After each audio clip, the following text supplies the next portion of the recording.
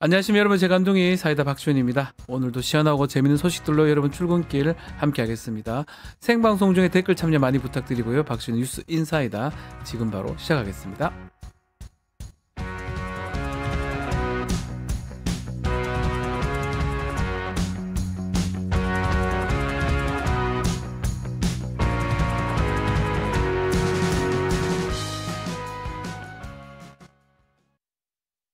유튜브 구독하고 실시간 채팅과 댓글을 남기시면 매일매일 7,000TTCO를 드립니다. 참여 방법은 통통물 어플을 다운로드하고 회원가입과 로그인을 해주세요. 마이페이지에서 나의 회원 고유 번호를 복사해주세요. 유튜브 구독 후 실시간 채팅이나 댓글창에 고유 번호를 한 번만 입력하면 준비 끝! 지금 유튜브 채팅과 댓글 쓰기 참여하고 7,000TTCO 받아가세요. 바쁜 아침, 오늘 꼭 알아야 할 뉴스 엄선해서 정리해드리겠습니다. 듣기만 해도 이가 속 뉴스픽, 오늘 뉴스토마토의 전현주 기자와 함께합니다. 안녕하십니까? 네, 안녕하세요. 자, 먼저 뉴스토마토 단독부터 짚고 가겠습니다. 윤석열 장모, 또 김건희 어머니인 최은순 씨 장고 증명서 위조 1심 재판 과정에서 알츠하이머병 진단서를 제출했었는데 이게 지금 이른바 7시 녹취록에서는 반대되는 내용을 김건희가 얘기를 했습니다. 어떤 내용입니까? 네, 앞서 지난 3일 저희 뉴스토마토는 최은순 씨가 3년 전 잔고 증명서 위조 1심 재판 과정에서 치매한 유형인 알츠하이머병 진단서를 냈다는 사실을 보도를 했습니다. 네. 2021년 7월 8일 삼성 서울병원으로부터 치매 진단을 받았고 2달여 뒤인 9월 30일에 재판부에 제출했었는데요. 당시 진단서와 의견서에 따르면 최 씨는 알츠하이머병을 확진받은 환자라고 되어 있고 앞으로 계속 악화되는 병이므로 향후 지속적인 약물 치료가 꼭 필요한 병이다 이렇게 되어 있었습니다. 해당 진단서는 최 씨가 자신에게 잔고를 위조할 능력이 없다라는 점을 참작해달라는 취지로 제출됐었는데요. 그런데 뉴스토마토가 이명수 기자와 김건희 씨가 나눈 통화 녹음을 입수해서 들어본 결과 김건희 씨는 이 기자에게 우리 어머니는 되게 똑똑하다. 치매기는 전혀 없다면서 저희 외갓집에 치매인 사람은 한 명도 없어요 라고 말했던 사실이 드러났습니다. 이 해당 통화의 시점은 2021년 7월 20일인데요. 앞서 치매 진단을 받았다라는 시점은 이보다 12일 앞섰던 2021년 7월 8일이었습니다. 자, 이 해당 대화가 치매 진단을 받고 10일이 지난 시점에 이루어진 대화인데 이명수 기자는 또 어떤 맥락에 이런 치매를 질문했던 겁니까? 네, 통화가 이뤄지던 시점에 최은순 씨는 잔고증명서 위조 재판과는 별개로 요양병원을 운영하면서 23억 원의 보조금을 부정수급한 혐의로 재판해봤다가 2021년 7월 2일 1심에서 징역 3년을 선고받고 법정 구속된 상태였습니다. 그래서 이명수 기자는 김건희 씨에게 최 씨가 치매기도 있는데 보석 신청했냐라고 물으면서 이 치매에 대한 이야기가 시작이 됐습니다. 김 씨는 어머니가 치매기는 없고 원래 우리 외할머니도 그렇고 엄마도 말을 갖다가 잘 기억이 안 나고 좀 있는 거지 되게 똑똑하다라고 말을 했습니다. 또 어머니가 말을 가끔 잘 못할 때가 있다. 나이가 드니까 입안에 열이 좀 있어서 침이 마른다고 하더라라면서 치매기는 없는데 이런 부분이 그렇게 소문이 났나 보다라고 침이 마른다. 네, 말을 했습니다. 한편 최 씨는 23억 원 요양급여 부정수급 혐의로 구속 2달 만인 2021년 9월 9일에 보석으로 나왔고 이후 불구속 상태로 재판을 받고 이 재판은 2022년 1월 25일 항소심에서 뒤집히면서 최은순 씨는 최종 무죄 확정 판결을 받았습니다. 자, 근데 공교롭게도 최 씨가 치매 진단서를 법원에 제출했던 시점도 이 사위잖아요. 윤석열 대선 행보하고도 맞물려 있어요. 그것도 좀 놀랍네요. 네, 최은순 씨가 치매 진단을 받은 7월 8일은 이 윤석열 씨가 6월 29일 대선 출마를 선언하고 얼마 되지 않은 뒤였습니다. 하지만 최 씨가 치매 진단을 받고 이 의정부지법에 진단서를 제출한 건 9월 30일인데요. 즉 진단을 받고도 이 2달 넘게 이 진단서를 제출하지 않은 상태로 있었던 겁니다. 그 사이인 9월 15일에 윤석열 씨는 국민의힘 후보 1차 경선을 통과했습니다. 아하. 그리고 그 중간인 9월 3일에 최은순 씨는 이 잔고증명서 위조로 재판을 받고 있던 동업자 안모 씨의 재판에 증인으로 출석을 했어야 했는데 이 재판에는 불출석 사유서를 내고 재판에 나오지 않았었습니다. 네. 그 이후인 9월 30일 치매 진단서를 재판부에 제출하고 11월 5일 안모 씨 재판 증인에 출석을 했는데 그날이 공교롭게도 이 윤석열 씨가 국민의힘 대선 후보로 확정되던 날이었습니다. 어허. 이 대통령 후보 경선은 사실 사전에 일정이 나오기 때문에 그러니까요. 11월 5일 재판에 직접 출석하는 것은 이 윤석열 씨에게 영향을 주지 않기 위한 일종의 법기술을 활용한 것 아니냐 이런 해석이 나오고 있습니다. 자, 분명히 알츠하이머병 이렇게 얘기를 했는데 최은순 윤석열 체포 다음 날 스크린 골프장에서 목격이 됐잖아요. 네, 맞습니다. 기억을 좀 되짚어보면 윤석열 씨가 내란 우두머리 혐의로 체포된 다음 날인 지난 1월 16일에 최은순 씨는 경기도 남양주 소재 한 요양원에서 나와서 스크린 골프장을 찾았습니다. 본인이 직접 골프장 입구에서 걸어 나와서 차에 타든가 하면 한 손에는 음료와 다른 한 손에는 핸드백을 들고 걸으면서 거동에 전혀 불편함이 없어 보인다라는 보도가 나오기도 했었는데요. 또 당시는 최은순 씨와 사적 관계 또는 경제 공동체인 김충식 씨를 계엄의 핵심 인물 중 한 명인 노상원 전 정보사령관이 2015년에서 2016년 사이 후원한 사실이 드러나서 윤 씨의 처가가 내란 사태에 개입된 것 아니냐 이런 의혹이 제기된 다음 날이기도 했습니다. 네. 진단서에서는 향후 지속적인 약물 치료가 필요한 알츠하이머병이라고 했었는데 어째 치매와는 확연히 거리가 멀어 보이는 행보 같습니다. 그렇죠. 어디까지가 진실이고 뭐가 거짓인지 이게 다 혼재되어 있는 것 같아요. 뭔가 법적으로 유리하게 하기 위해서 어떤 방법이라도 동원하는 모습 사실 좀 더 취재가 필요한 부분 아닌가 생각도 듭니다. 지켜보기로 하고요. 자, 오늘도 많은 분들 오셨습니다. 안드로메다로 간다. 또 먼무님, 또 여름나기님, 왕자, 이프로님, 배동호님까지 오셨고요. 지영신님, 전현주, 기자님, 브리핑은 언제나 귀에 쏙쏙, 정연주라고 쓰셨네요. 전현주. 전현주 기자입니다. 정연주. 저도 놀랐습니다. 네, 다음 이야기로 좀 넘어가 보겠습니다. 김용현 인권위원 주도로 발의된 윤석열 방어권 보장 안건 세 번째 시도 끝에 수정 의결이 됐네요. 네, 인권위는 어제 제2차 전원위원회에서 일부 수정을 거쳐서 이 윤석열 씨의 방어권을 보장하라는 취지의 안건이 제적위원 11명 중 찬성 6명, 반대 4명으로 통과가 됐습니다. 이 김용환 상임위원 등이 지난달 발의한 이 안건은 지난달 13일 제1차 전원위에 상정될 예정이었지만 이 시민단체와 야권의 반발 속에 무산됐고 일주일 뒤에는 윤석열 씨 지지자들이 집회를 예고하면서 소요 가능성 때문에 회의가 취소된 바 있는데요. 어제도 사실 수월하진 않았습니다. 쉽지 않았다고요? 네, 당초 탄핵 찬성 측 기자회견은 주최 측에서 충돌 우려로 1시간 전 전격 취소되기도 했는데요.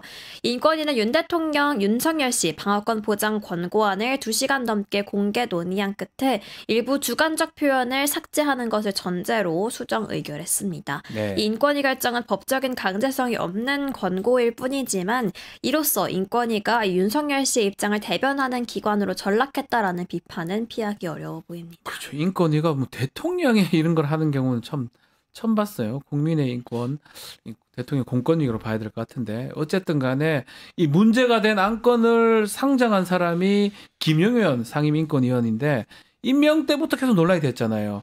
윤석열을 지키기 위해서 본인의 인권위를 이용하는 것 같다. 이런 얘기가 있습니다. 네, 이 김용원 인권위원은 지난 5일 SNS에 헌재가 대통령을 탄핵한다면 국민은 헌재를 두들겨 부숴 없애버려야 한다면서 헌재가 야당의 하청을 받은 싸구려 용역업체다라는 글을 올렸습니다.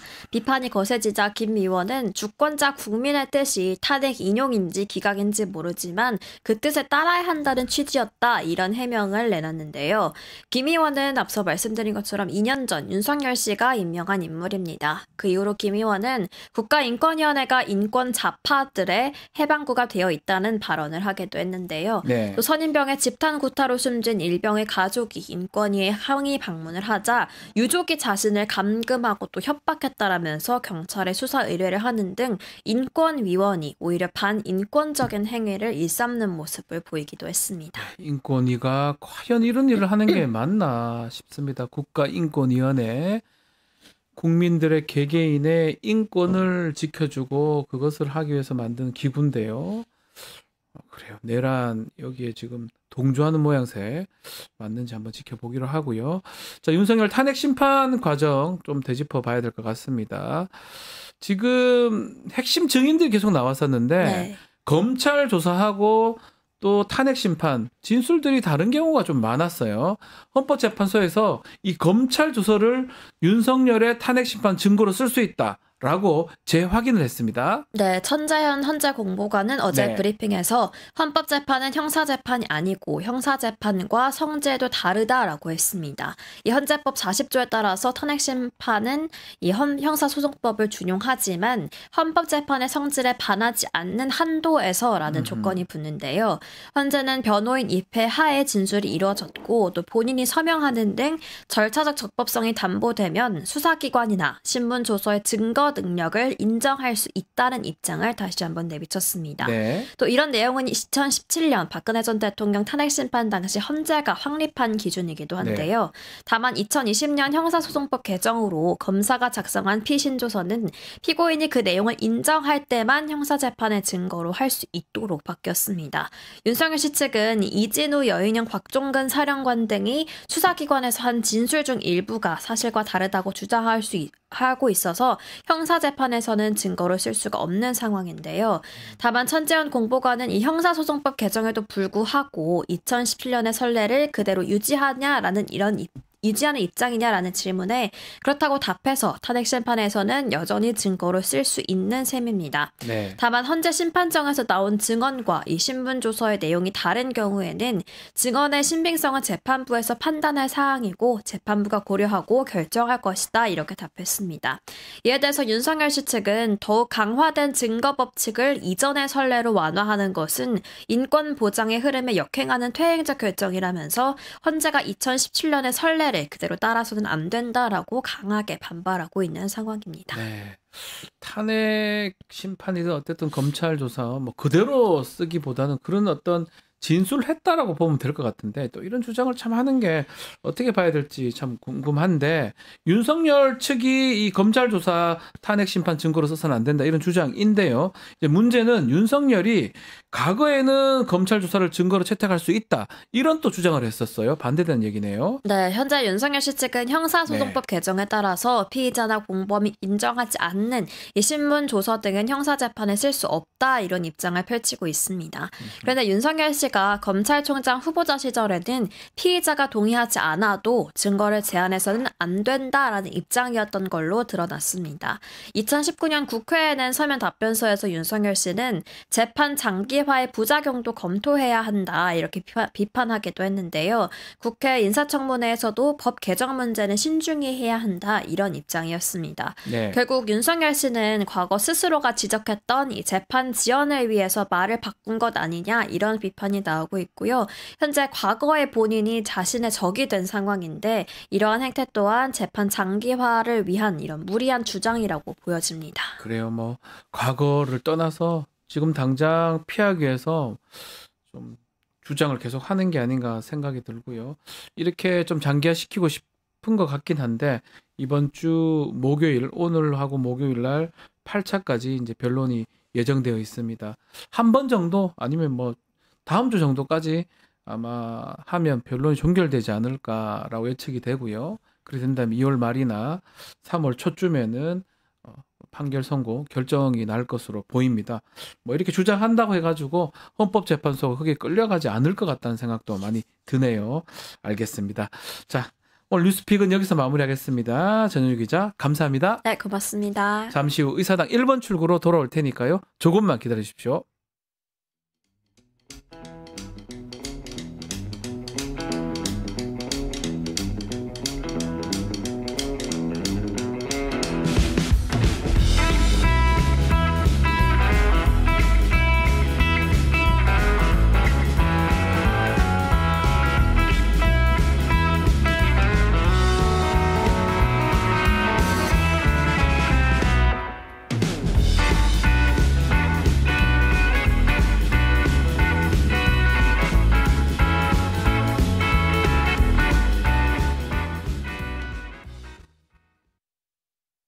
믿을 수 있다. 더 착한 보험.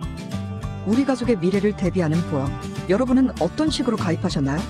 혹시 지인에게 묻지마식으로 가입하신 건 아닌가요? 내가 내는 보험료가 적정한지, 제대로 준비가 돼 있는지, 보험에도 점검이 필요합니다. 건강보험도 자동차 보험도 나에게 맞춤 보장. 믿을 수 있는 보험 전문가들. 믿을 수 있다. 더 착한 보험. 더 착한 보험에 우리 가족의 미래를 점검 받아보세요.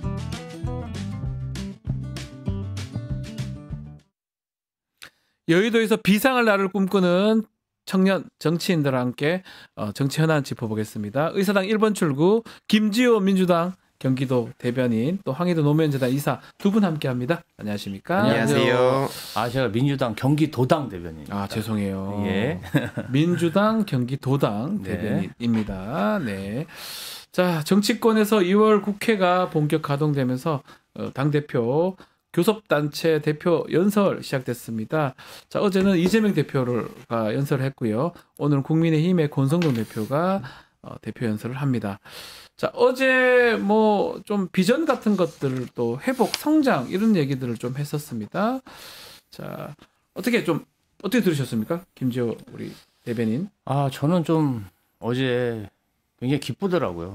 기쁘다. 예, 이재명 대표가 성남에서 어떻게 네. 정치를 했고, 예. 경기도에서 어떻게 정치적으로 성장했고, 또 대권 주자까지 올라서는 그 모습을 제가 바로 옆에서 항상 볼 수 봤지 있었는데요. 않습니까? 어제 제가 본 어떤 연설보다도 굉장히 여유가 있었다. 그런 보수의 정책도 내가 다 소화해서 네. 분배를 위한 성장 정책을 추진할 수 있다. 어떻게 보면은 이재명 대표의 그 아이덴티티 자체가 네. 공장 노동자, 소년 노동자 아닙니까? 노동자였죠. 이분 사실은 그 페인트 공으로 일하셨을 때 굉장히 그 독한 페인트 냄새를 많이 맡으셔서 네. 냄새를 잘 못 맡으세요. 그리고 프레스 기계 찍는 일도 하셔가지고 네. 그때 다치셔서 팔도 팔이 약간 조금 장애가 있죠. 비틀어져 있어요. 그때 예. 이제 팔이 부러졌는데 제대로 치료를 못 받아서 산재를 겪었는데 제대로 치료도 못 받고 그렇게 정말 어렵게 성장해서 지금 민주당의 지도자가 돼서 교섭단체 대표 연설을 했는데 어떤 자신만의 그러한 정책뿐 아니라 내가 상대방의 정책까지 받아들여서 성장시키겠다. 이재명은 합니다. 사실은 금투세 폐지 합의했을 때 얼마나 많은 비판을 받았습니까? 그러니까요. 예, 지금 연금 개혁부터 시작해가지고 또 노동위원회까지 이러한 보수의 아젠다까지 내가 소화해서 내가 우리 진보층 지지자들 그다음에 우리 당원들을 한번 설득해 보겠다. 합의를 해내겠다. 지금 이 시기에 구치소에서 정신 승리하는 자도 있는데 예. 뭔가 좀 합의를 도출하고 정말 대한민국을 하나로 만들기 위해서 노력하는 그 모습 저는 매우 기뻤습니다. 우리 김지호 대변인이 사실 또 아는 분들 알겠지만 정말 이재명 대표하고 성남 있을 때부터 네. 경기도 갈 때부터 계속 항상 옆에 있다 보니까 지금 오늘 좀 아주 격정적으로 말씀을 하시는 것 같습니다. 옆에 아주 계속 봤으니까요. 이번에 교섭단체 대표 연설을 보면서 뭔가 좀 또 다른 느낌을 가졌던 것 같은데 말씀 그대로 진보든 보수든 유용한 처방이라면 모두 총동원하겠다, 모두 받아들이겠다 이런 입장인데요. 어떻게 좀 보셨습니까, 황희도 우리 이사님? 네, 저도 앞에 말씀 주셨듯이 네. 실제로 이재명 대표님이 가장 잘할 수 있는 그리고 그동안 가장 잘 해오신 그런 내용들을 보여주셨다라고 생각을 하고 네.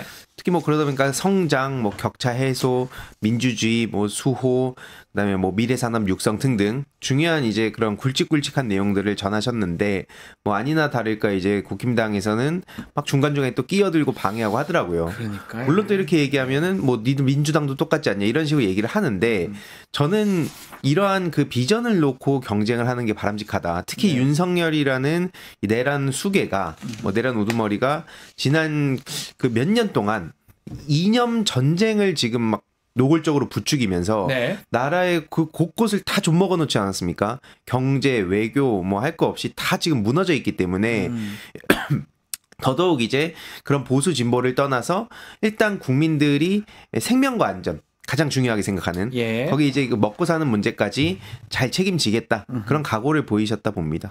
자, 그리고 민주주의 강화의 첫 조치로 국회의원 국민소환제 제안을 했습니다.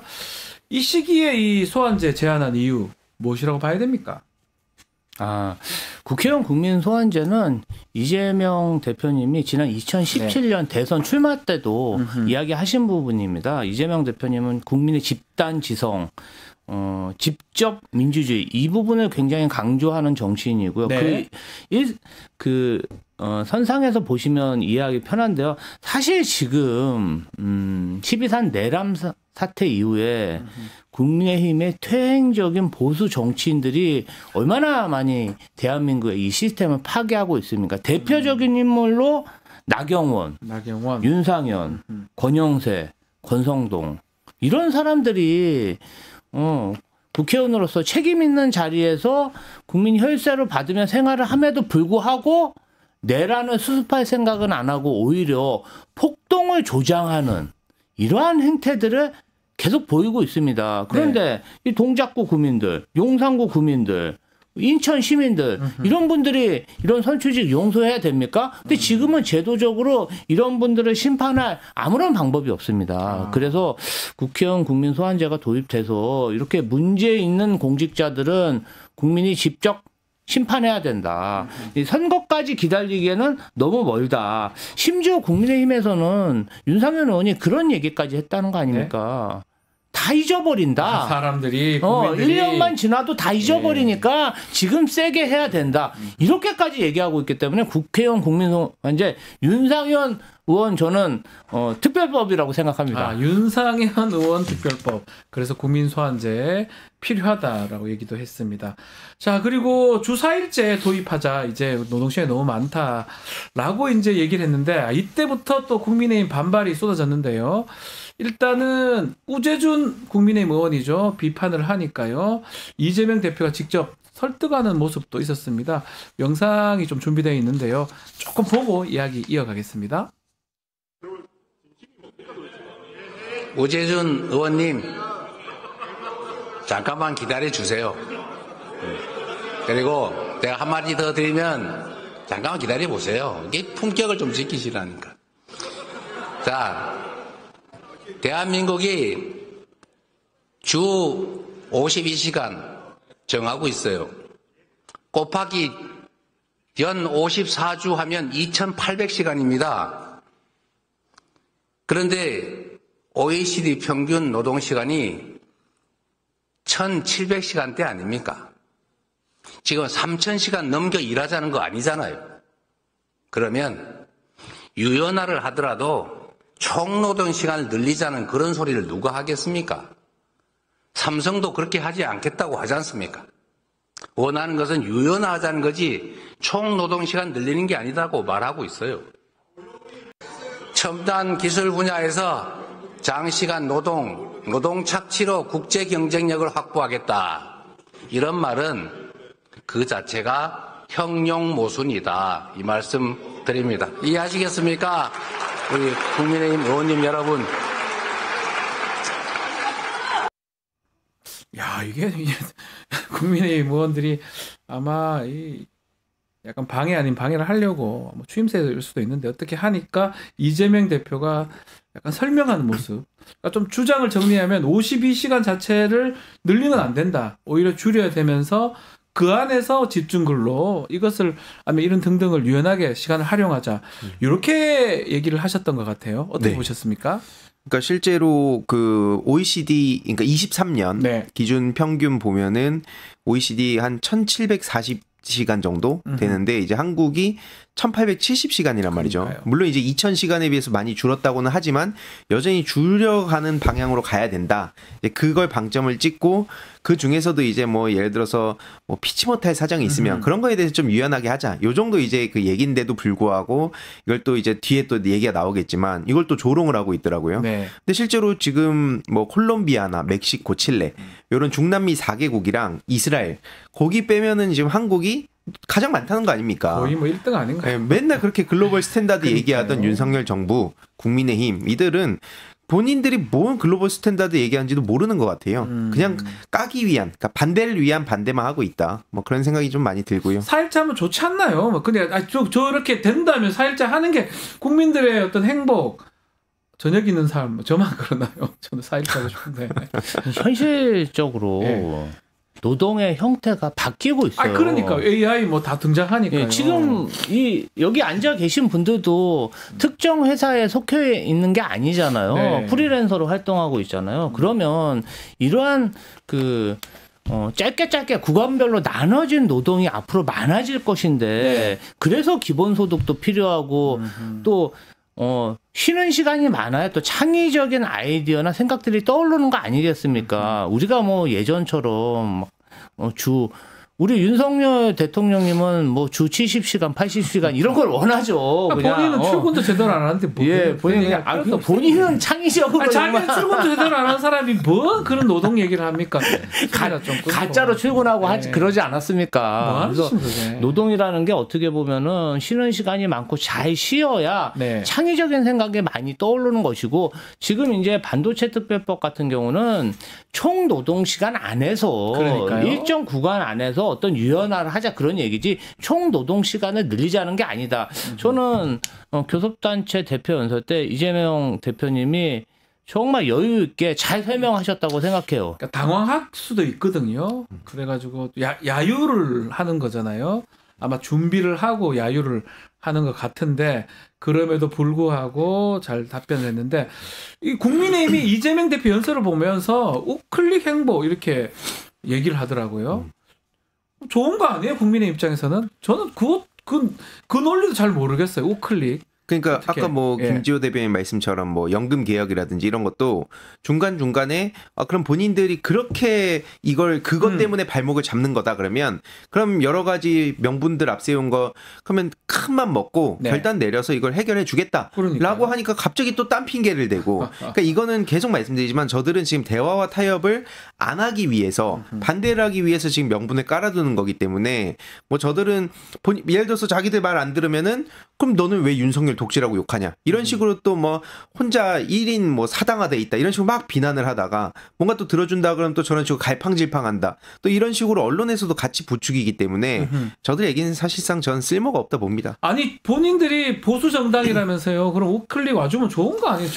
제가 납득을 못하는 건가요? 제가 볼 때는 국민의힘이 야당대 준비를 먼저 하고 있다. 아니 무조건 반발하고 반박하고 비판하고 아니 우클릭 해주면 좋은 거 아니에요? 그러면 이제 사실 지금 시대 정신이 윤석열의 정신 승리와 반대되는 게 시대 정신입니다. 먼저 상대방의 정책을 이해하고 협치하려고 노력하고 소통하고 그다음에 이제는 국민들이 제발 좀 싸우지 마라. 뭔가 좀 성과를 냈으면 좋겠다. 너무 시끄럽다. 이런 게 대부분의 정서 아닙니까? 그런데 지금 국민의힘이 뭔가 좀 국민 정서를 잘못 이해하고 뭐 대구 가서 그냥 5만 명씩 모아놓고 집회를 하고 그냥 뭔가 국가 시스템에 반하는 행위를 윤석열 내란수계가 말하는 반국가단체가 저는 국민의힘이 아닌가 그런 생각이 들 정도로 요새 보면은 너무나 반국가적인 행태를 많이 하고 있어요. 본인들이 정부 여당이라고 주장을 한다면 정부 여당에 맞는 그런 책임감, 그런 소통 이런 걸 좀 보여줬으면 좋겠습니다. 조금 짚어볼게요. 권영세 비대위원장이 요거 때문에 채식주의자라면서 치킨을 뜯어먹는 것 같다. 뭐 이렇게 써져 있는데 그러면 본인들은 육식주의자라는 거예요? 제가 볼 때는요. 사례를 잘못 든 거예요. 이재명 대표님이 얘기한 거는 치킨 3마리를 하나는 후라이드, 하나는 양념, 뭐 하나는 뭐 다른 이렇게 치킨으로 좀 종류를 다양하게 먹자. 이 말인데 거기서 갑자기 채식주의자가 왜 나옵니까? 아니 그러니까 이거를 갖고 이런 핑계를 대는 것보다는 이거보단 이게 나으니까 이렇게 하면 가는 것도 제안을 한 거잖아요. 좀 더 좋은 거로 바꾸면 안 되나요? 이걸 그러니까 왜 비판을 이렇게 하는지 모르겠네요. 비난 같이. 사실 저 자칭 엘리트 그룹들, 소위 이제 기득권을 차지하고 있는 세력들은 늘 그렇게 명분을 앞세우면서 저렇게 그 유력한 민주당 정치인들을 공격을 했었고 그러다 보니까 이제 아까 뭐 국민들이 이제 싸우는 걸 싫어한다. 이런 말씀 주셨는데 물론 이제 그런 거를 다들 바라지만 현실적으로 지금은 공화국의 적이냐 아니냐 지금 이것밖에 구도가 안 잡히거든요. 그러니까 자꾸 보수 진보 좌파 우파 이렇게 얘기를 하는데 그건 저들이 바라는 거고 말도 안 되는 겁니다. 그러니까 지금 이들을 어떻게 확실하게 처리하고 그 동시에 이제 그 먹고 사는 문제, 죽고 사는 문제 해결할 거냐 이게 사실 굉장히 어려운 문제입니다. 네. 다만 저들하고 손잡아가지고 끌려다니는 건 절대 용납할 수 없다가 지금 굉장히 압도적이기 때문에 네. 저는 이번에 확실하게 내란 폭도당으로 규정을 하고 저것들 싹 쓸어야 된다 보는 겁니다. 이게 과격하다 볼 수 있거든요. 아하. 하지만 저것들은 계속 말씀드리지만 대화와 타협을 할 생각이 없는 집단입니다. 내란까지 옹호하고 폭동을 부추기고 있어요. 저것들한테 끌려다니기 시작하면 끝도 없어집니다. 그럼 다시 또 대한민국의 도루묵이 되는 거예요. 그렇죠. 우리가 그 눈 맞아가면서 키세스단, 응원봉단이 그렇게 고생을 했는데 네. 그걸 이제 이재명 대표님과 민주당이 또 너무 잘 알고 있기 때문에 저들에 대해서는 더 이상 끌려갈 일 없다 말씀드리고 싶습니다. 헌법, 공화국 얘기를 했었는데 헌법을 수호하느냐, 우리 헌법을 부정하느냐 이 두 가지로 나누는 것 좀 필요할 것 같아요. 지금 기준으로 맞습니다. 봤을 때는. 그래서 사실은 헌법 수호 세력, 헌법 부정 세력 이렇게 가면 좀 간단할 것 같긴 해요. 제가 봤을 때. 아니 민주주의가 예. 크게 세 가지 기둥이 있지 않습니까? 선거, 그리고 법치, 그리고 국회, 민의의 정당 국회인데 선거는 부정선거라고 부정하고 네. 법치는 그냥 법원을 약탈하지 않습니까? 사법부를 침탈하고. 그렇죠. 국회는 군을 동원해서 그냥 총칼로 국회의원을 끌어내려고 하고 유리창을 깬 이거야말로 우리 민주공화국을 정말 파괴하는 그런 반국가단체 아닙니까? 네. 저는 국민의힘이 말하는 윤석열이 말하는 반국가단체 누구인지 한번 본인들이 자문했으면 좋겠어요. 반국가단체 활동을 한 게 누구입니까? 그래서 긴급 체포되고 구속된 사람이 누굽니까? 그런데도 저렇게 뻔뻔하게 나서서 뭐가 잘났다고 저렇게 득이양양한지 국민 보기에 정말 통탄할 노릇입니다. 맞습니다. 아직까지도 이런 어떤 비상계엄, 특히 내란 부분, 또 그 서부지법이죠. 폭도. 제대로 된 어떤 논평이나 국민의힘 사과도 없는데 어제 이재명 대표 연설하는데 국민소환제 나오니까 일부 의원들이 소리 지르고 아이고 참 니나 잘해라 하는 생각이 엄청 들더라고요. 저만 그렇게 들었나요? 저도 그렇게 소리 들었고 버럭버럭 지르면서 뭘 보고 정치를 하는 거예요? 그렇게 소리 지르면 자기가 잘난 줄 아나요? 그렇게 해서 자신스럽게. 이제 또 누군가한테 잘 보이고 싶다. 그러니까요. 이제 그러면서 또 그것까지도 또 민주당이 뒤집어 씌우잖아요. 그러니까 저들은 그러니까요. 맨날 이제 그 좋은 거는 해킹해 갑니다. 해킹이 갑니까? 민주당을 그렇게 부러워하면서 네. 겉으로는 욕을 해요. 그럼 자기들은 자발적으로 예를 들어서 노사모 그때도 네. 한나라당 때 엄청 공격했습니다. 그렇습니다. 신천지까지 실제로 동원해가지고 노사모 능가하는 온오프라인 조직 만들자고 했었어요. 네. 이게 제가 그냥 음모론 얘기한 게 실제로 그 증거 다 있습니다. 그리고 최근에도 이재명 대표님 중심으로 모인 개딸 공개적으로 그렇게 비난하면서 저기를 부러우니까. 네. 근데 또 자발적으로 안 나오잖아요. 그러니까 이제 뭐 백골단 얘기부터 시작해가지고 인위적으로 막 사이비 종교까지 동원해서 지금 세력 과시하고 있습니다. 그러니까 막 2030 얘기를 자기들이 엄청나게 해요. 왜 그렇습니까? 컴플렉스 때문에 그런 거예요. 자기네들 자발적으로 못 모이니까 그렇게 모인 것처럼 포장해서 마케팅하고 계속 언플하는 건데 네. 이게 얼마나 가겠습니까? 그러니까 당분간은 그게 지속이 되는 것처럼 보일 수 있어도 결국에는 이게 다 시간이 지나면서 수면 위로 드러나는 겁니다. 특히 그래서 자금줄을 끊어야 된다는 거예요. 자금줄 끊어야 네. 된다. 자, 이 문제가 결국은 윤석열이 존재하고 있고 본인이 계속 메시지를 내고요. 또 의원들이 국민의힘 의원들입니다. 계속 거기를 찾아가는입니다. 어제도 찾아갔어요. 친윤계 의원들 몇몇 찾아갔는데 문제는 본인이 메시지를 또 냅니다. 이 친윤계 의원들한테 이 주요 증언자들 또 신빙성 흔들린다. 공정한 결과 기대해야 된다. 이런 얘기도 했고요. 아마 지금 조금 납득하기 어려운 게 국민의힘 의원들 계속 찾아오니까 자기가 잘한 줄 아는 것 같아요.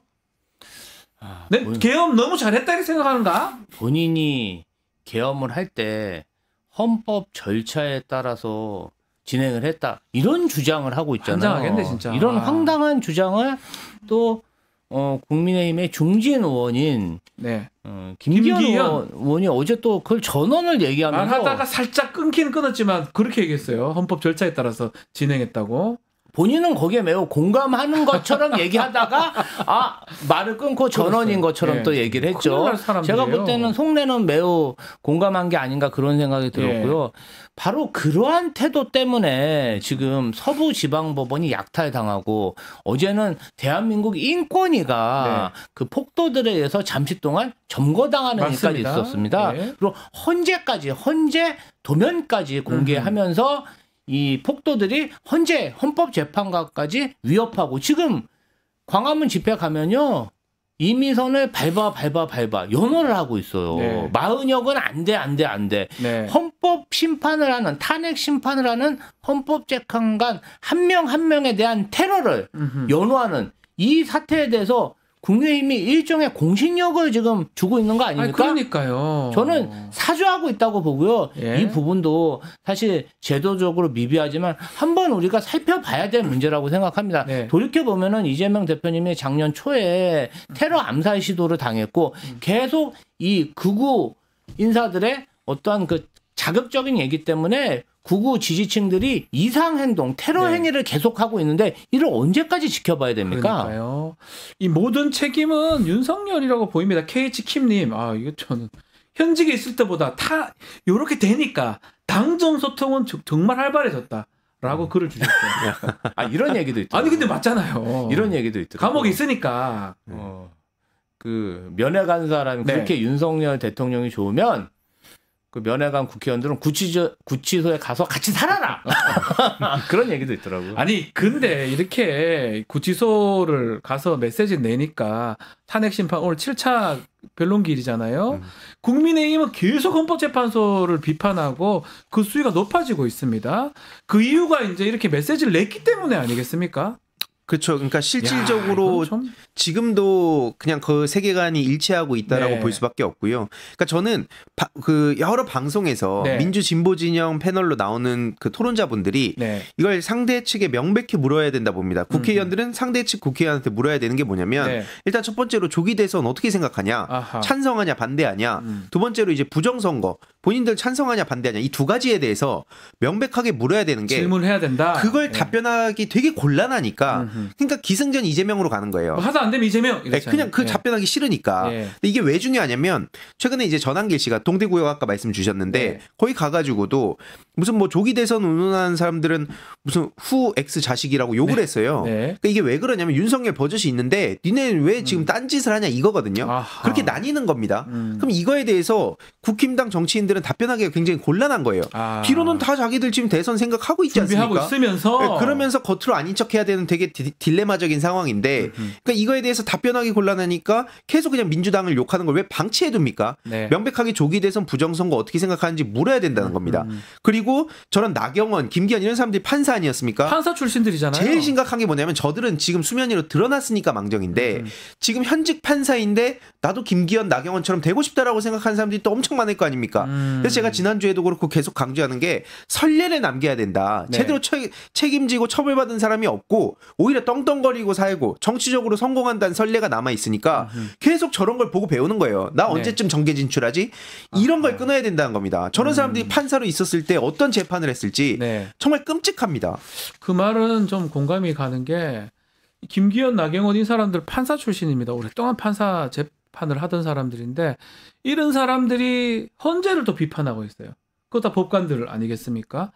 그래서 사실 할 말이 없습니다. 그냥 필요에 따라서는 누구도 비판하고 논리도 없고 이런 느낌이 들거든요. 좀 공당으로서 네. 어느 정도 좀 국민에 대한 책임감을 가지고 이런 행보를 해야 되는데 이분들은 아마도 나경원 의원 같은 경우는 이제 동작구가 자꾸 민심이 바뀌는 지역이지 않습니까? 네네. 그러니까 쉽지 않아요.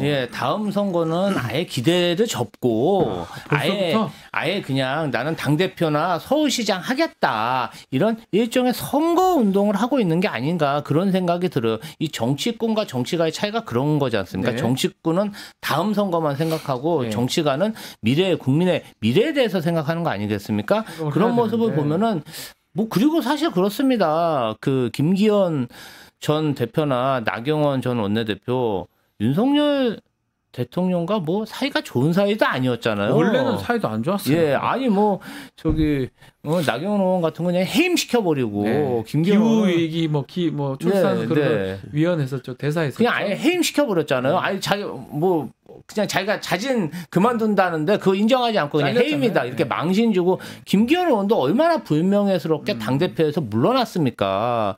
이런 여러 가지 종합을 해보면 윤석열 내란수계가 좋아서 간 게 아니라 네. 윤석열 내란수계를 지지하는 극우의 지지를 받기 위해서 그곳에 간 게 아닌가. 그런데 제가 참 희한한 거는 네. 인간적으로 가장 가까운 예. 김건희 씨는 왜 면회를 안 가는 건지. 아, 그건 모르겠습니다. 왜 안 진짜. 가죠? 아니, 윤석열 내란수계가 김건희 씨가 제일 보고 싶지 않겠습니까? 그런데 야 가족인데 면회를 안 가고 있습니다. 아. 정말 희한합니다. 그리고 어떻게 보면은 정치 말년에 네. 돌아서긴 했지만 한동훈 전 대표도 면회를 안 가고 있어요. 정말 윤석열 내란수계는 인간적으로 가까운 사람은 면회를 안 가고 아하. 이용할 사람만 면회를 가고 있다. 저는 그렇게 보입니다. 그것도 좀 일리가 있네요. 한동훈 대표가 전 대표 가면 혼날 것 같기도 한데 어쨌든 죽이려고 했잖아요. 그렇죠. 그거 예. 가고 싶지 않을 것 같은데. 예. 윤석열 얘기 좀 더 이어가면 오늘 10시부터 탄핵 심판 7차 변론 시작이 됩니다. 7차에는 이상민, 신원식 안보실장, 김용민 중앙선관위 사무총장 등이 출석을 하는데요. 7차 변론 쟁점이 뭘까요? 그리고 어떤 걸 눈여겨보면 좋을까요?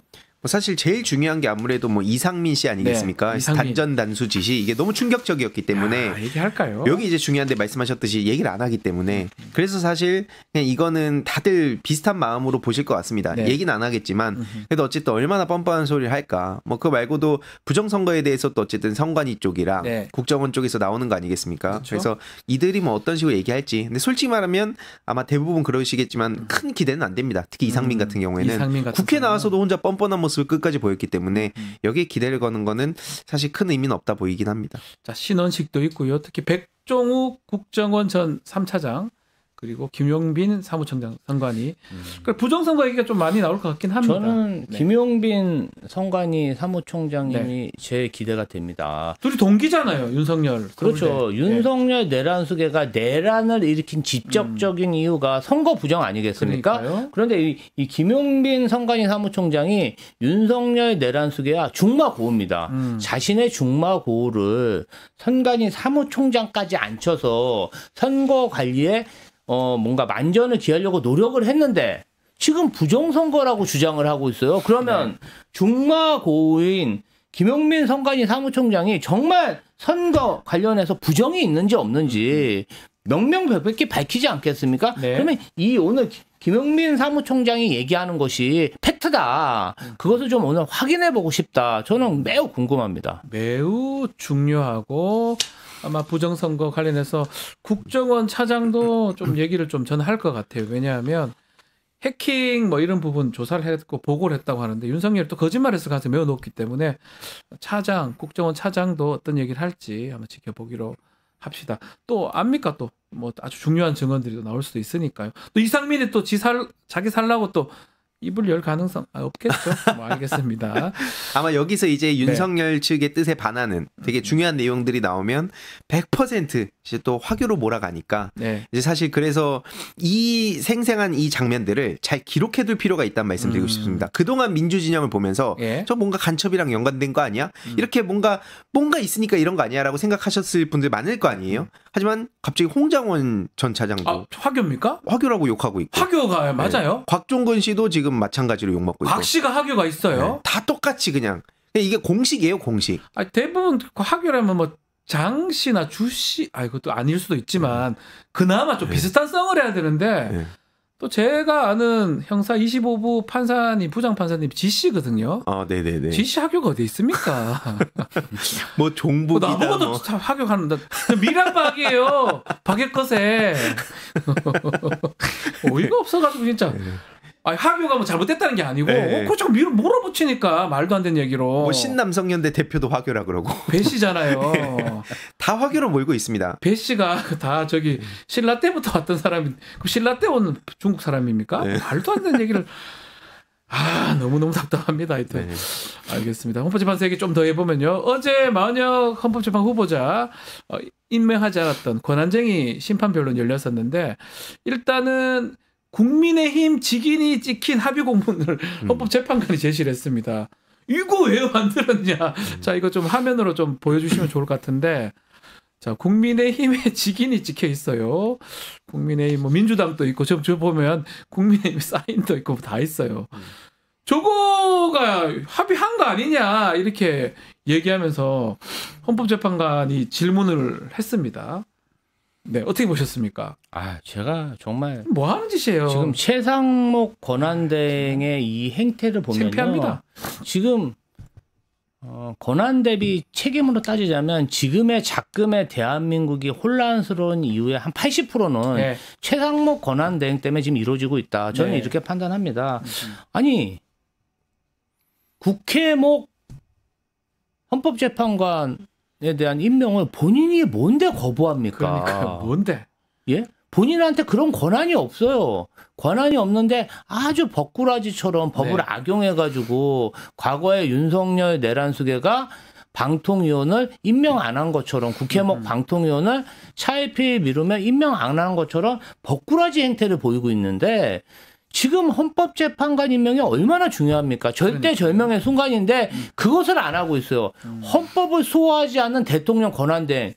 정말 국민의 한 사람으로서 정말 너무 분하고요. 지금 공당에서요 이런 공문 잘 안 보냅니다. 네. 분명한 합의가 됐기 때문에 원내대표의 직인을 찍어서 보내는 거 아닙니까? 아니 공당에서 보낸 공문까지 이렇게 보내놓고 이렇게 우기는 이 행태. 전 지금 아니 근데 좀 이해가 안 돼요. 저 지금 자기가 뭐라고 헌법에 나와 있잖아요. 3명 국회에서 선출하면 임명하면 돼요. 그거 대행이잖아요. 별것 아닌 대행이잖아요. 근데 뭐라고 지금 다 합의 도장 찍어서 올라왔는데 무슨 변명을 하고 있는지 저는 답답하거든요. 사실은 저게 말이 되나요? 그러니까 이거는 시간이 가면 갈수록 많은 시민들도 이제 명백하게 내란수계 그러니까요. 권한 대행이구나라고 그냥 확신을 하고 이제 보고 있다고 보고요. 네. 그리고 특히 노종면 의원도 최근에 그 국힘 측 공문 내용에 마은혁 이렇게 이름이 들어가 있는 것도 공개를 했습니다. 네. 그러니까 국힘 당 직인이 찍혀 있고 그게 이제 국회의장으로 넘어가고 근데 그럼에도 불구하고 자기들이 여태까지 국민들을 대놓고 속여왔다는 게 드러났기 때문에 그러니까 국민의힘도 내란 폭도당이라고 지금 불리는 게 결국 딱 맞는 규정이다라고 생각합니다. 지금 뭐 변론 절차 아마 종결을 했습니다. 어제 선고기일은 재판관 평일을 거쳐서 통지하기로 했는데 아마도 뭐 제가 뭐 예상컨대는 이게 권한쟁의에 무조건 인용될 가능성이 높아 보입니다. 뭐 증거 더 어떻게 아니라고 할 수 있겠습니까? 뭐 보수적인 재판관들도 아마 당연히 그렇게 얘기를 할 거고요. 헌법재판소에서 이 시간을 더 준 거는 더 절차를 지키기 위해서 딴 말 하는 거 막기 위해서 했지 않을까 생각이 들고요. 아마 마은혁 재판관이 임명이 되고 또 거부하게 되면 이제는 탄핵 사유가 아닌가 생각이 드는데 마은혁 재판관이 헌법재판관이 되면 9명의 재판관이 이번에 지금 하고 있는 탄핵까지 같이 하지 않을까 생각을 해봅니다. 자, 개혁신당 얘기 조금만 해보고 마무리하겠습니다. 허은하 전 대표 지금 잠수 탔다, 뭐 옥새 나르샤 뭐 이런 얘기 등등 하고 있는데 또 무슨 뭐 횡령이나 배임 고소도 되고 있고 지금 상황이 만만치 않습니다. 어떻게 가장 관심을 또 갖고 계시니까 이사님 네. 어떻게 보고 계십니까? 개혁신당 상황. 일단 잠수를 탔다는 언플 자체가 네. 이준석 측의 아주 악랄한 언플이다. 언플이다 이것도. 왜냐면 어제 언론 당장 플레이다. 방송 다 나왔고요. 그러니까 다 나왔어요. 왜 잠수를 하는지 모르겠어요. 기자회견도 했어요. 네, 맞습니다. 그러니까 이 자체가 수면 위에 그들이 있어요. 잠수가 아니고. 그러니까 이게 막 복잡한 사안들에 대해서 언플하면 시민들이 헷갈릴 수 있는데 이렇게 명백하게 잠수를 탔다는데 방송에 다 나와요. 근데 이제 김무성 씨 그렇게 옥새 얘기를 하면 네. 마치 어딘가 지방에 가서 숨은 것처럼 네. 그렇게 사람들을 속이는 건데 근데 그렇다고 하기엔 유력 방송에 다 나왔기 때문에 일단 네. 그게 무력화됐고요. 결국 한마디로 요약하면 이제 준석열이라 요즘 불리지 않습니까? 준석열? 네, 준석열. 오. 젊은 윤석열의 실체가 그대로 드러났다. 네. 그리고 그동안 본인이 열심히 쌓아온 피해자 서사. 그러니까 윤석열 만든 양도구역의 책임을 왜 안 지냐라고 물었을 때 네. 나같이 유능한 당대표를 윤석열이 사당화해가지고 쫓아냈다. 요걸로 지금 여태까지 사과 한마디 안 하고 있는 거거든요. 네. 하지만 그거보다 더 악질적인 행태를 보이고 있기 때문에 본인도 그렇게 해버렸어요. 이 자신과의 싸움을 시작한 겁니다. 이준석 씨는 이제 이준석 대 이준석. 몇 개의 세계관, 몇 개의 자아를 갖고 있냐고 맨날 남들 조롱할 때 썼던 거거든요. 네. 이 vs 준 vs 석 이런 식으로. 예. 본인이야말로 지금 자신과의 싸움을 하고 있는 거고 천하람 씨도 얘기를 안 할 수가 없는 게 그 옆에서 이준석의 저런 쓰잘데기 없는 것만 배워가지고 겉으로는 포용을 얘기해놓고 이제 그 허은하 대표에 대해서 그래놓고 뒤에서는 연락 한 통 없었다는 거 아닙니까? 그런 추악한 행태가 지금 다 드러나고 있다 말씀드리고 싶습니다. 왜 저러는 거예요? 지금 보면 횡령 배임도 있고 허은하 대표가 그나마 당 대표이기 때문에 많은 것을 알고도 있고 이랬는데 굳이 이렇게 이준석 의원이 이렇게 저렇게 몰고 가는 게 두 가지가 있죠. 지금 이준석 의원은 뭐 대선 출마는 했지만 네. 마음은 국민의힘에 가 있다. 국민의힘에 가 있다. 빨리 국민의힘 친정으로 돌아가고 싶은 마음이 큰 것 같고요. 네.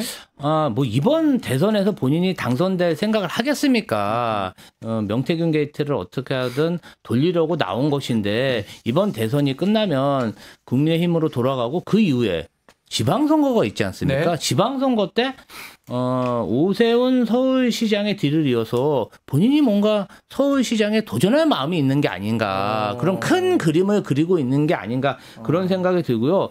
지금 또 두 번째로는 예. 이 사람의 행태가 배은망덕하다. 배은망덕하다. 그래서 준석 망덕이란 말도 있는데요. 그런 말 오늘 다 둘다 만들어낸 거 아닙니까? 준석 망덕인데. 준석 망덕이요? 왜냐하면은 허은하 대표가 국민의힘 비례의원으로 있을 때 이준석 대표가 정말 고립무원인 상황, 기자회견도 못할 때 기자회견을 주선해준 그런 의원입니다. 그러다 보니까 국민의힘에 왕따를 당해서 결국은 비례의원까지 사퇴하고 개혁신당에 정말 귀한 그런 분 아닙니까? 그런 정말 은혜를 받은 그러한 대표가 어떻게 이렇게 허은하 대표를 망신을 주면서 별다른 이유도 없이 내쫓습니까? 아니 사무총장 대표가 임명할 수 있는 거 아닙니까? 또 해임할 수도 있어. 아니 자신의 측근인 사무총장을 해임했다고 이렇게 당대표를 내쫓는 이런 행위는 정말 정치권에서 있어서도 안 되고 있을 수도 없고요. 저는 정말 처음 보는 행태입니다. 짧게만 요약하자면 말씀 주셨듯이 별것도 아닌 행태의 말씀과 그다음에 아까 박지훈 변호사님 말씀하셨듯이 많은 걸 알고 있기 때문에 이게 연결되는 겁니다. 그러니까 겉으로는 별게 아닌 척 허은하 대표에 무슨 문제가 있는 척 그렇게 언플하고 있지만 실질적으로 허은하 대표가 모든 걸 알고 있고 그게 지금 사기 횡령 배임으로 나오는 거거든요. 모든 걸 알고 있으니까 이 메신저를 더럽혀 놓기 위해서 지금 수단과 방법을 가리지 않고 있다. 저 이준석식 정치 제가 계속 비판해온 이유는 저긴 도덕적 윤리적 비판 안 먹힙니다.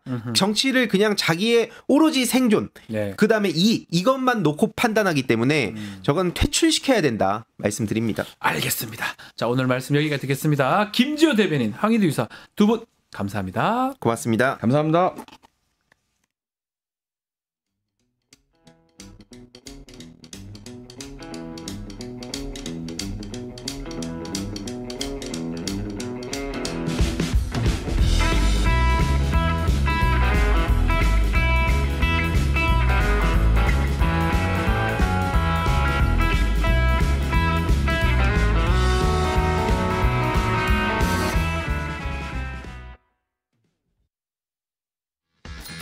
돈버는 퀴즈쇼 증권 통판.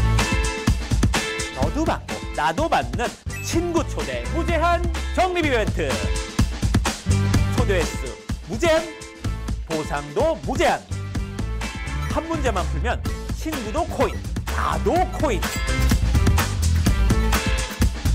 우승 상금에 친구 초대 보상까지. 매일 낮 12시 증권 통팟에서 만나요.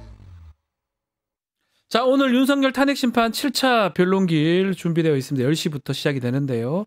계속해서 이 증언들하고 검찰에서 증언했던 내용하고 다른 내용들이 좀 드러나고 있는 상황인데 자, 등등 민병덕 더불어민주당 의원과 이야기 나눠보겠습니다. 안녕하십니까, 의원님? 네, 반갑습니다. 자, 우선 어제 마은혁 그 재판관 임명 보류 변론이 재개가 됐었습니다.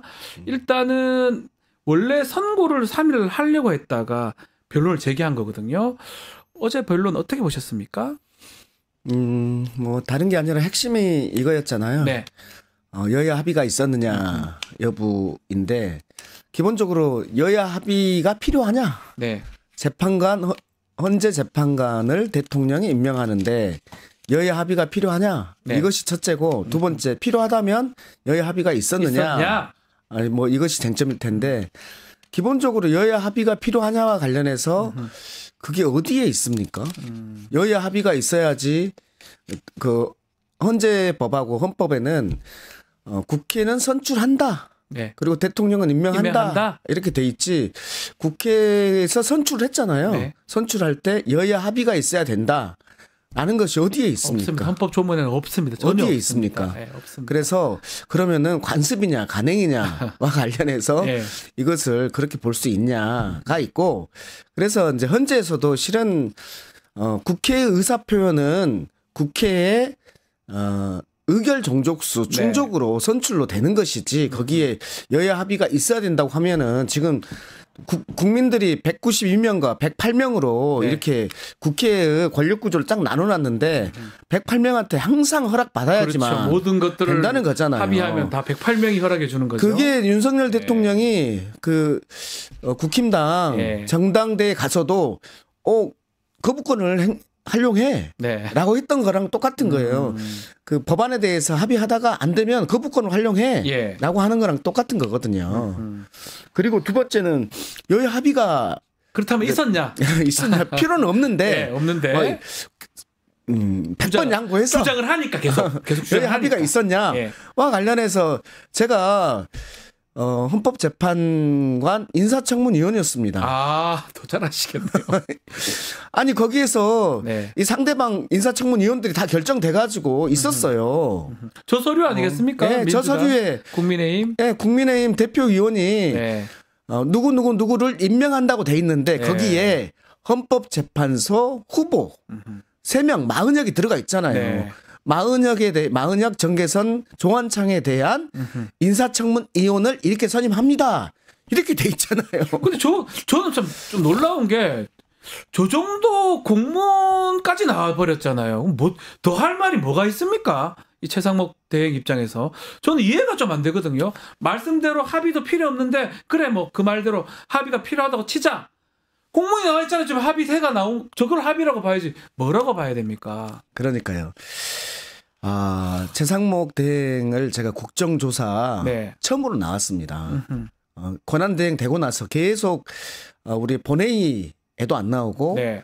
뭐 상임위도 안 나오고 예. 국정조사도 계속 안 나오다가 제가 국정조사에서 계속해서 의사진행 발언을 했어요. 네. 나와야 된다. 특히 이제 헌재에서 대통령은 A4 용지를 안 줬다고 그러고 본인은 받았다 그러는데 예. 그러면 그걸 얘기를 해야지 나와서 해야죠. 반드시 나와야 된다 해가지고 지난번에 나왔거든요.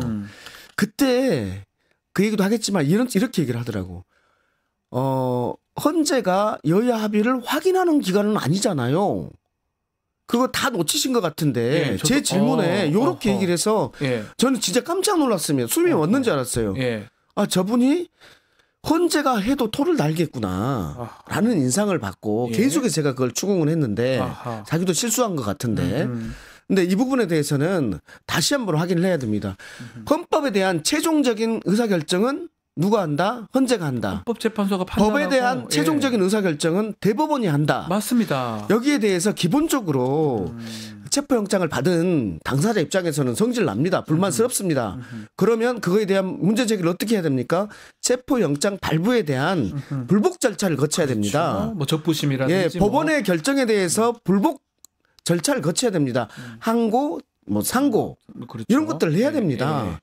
우리 지금 조국 혁신당 대표라든지 그다음 이재명 대표라든지 지금 1심 결과라든지 검사의 수사 결과가 동의해서 거기 가고 있습니까? 예. 법치주의 지키느라고 거기 가고 지금 영어의 몸이 된 거 아닙니까? 예.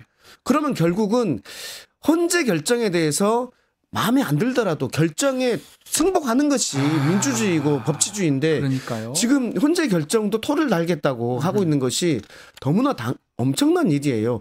법제처하고 법무부가 법원 결정에 대해서 토를 해석을 합니까? 좀 처음 봤습니다. 법제처가 뭔데요? 제가 그 국정조사하면서 이완규 법제처장한테 확인을 했습니다. 네. 법제처장이 법원 결정에 대해서 해석 권한이 있습니다. 없습니다. 없어요. 헌재 결정에 뭔데요, 대해서 자기들이. 해석 권한을 법제처장이 가지고 있습니까? 본인도 없어요. 없다 그랬어요. 없어요. 아무것도 없습니다. 없단 말이에요. 네.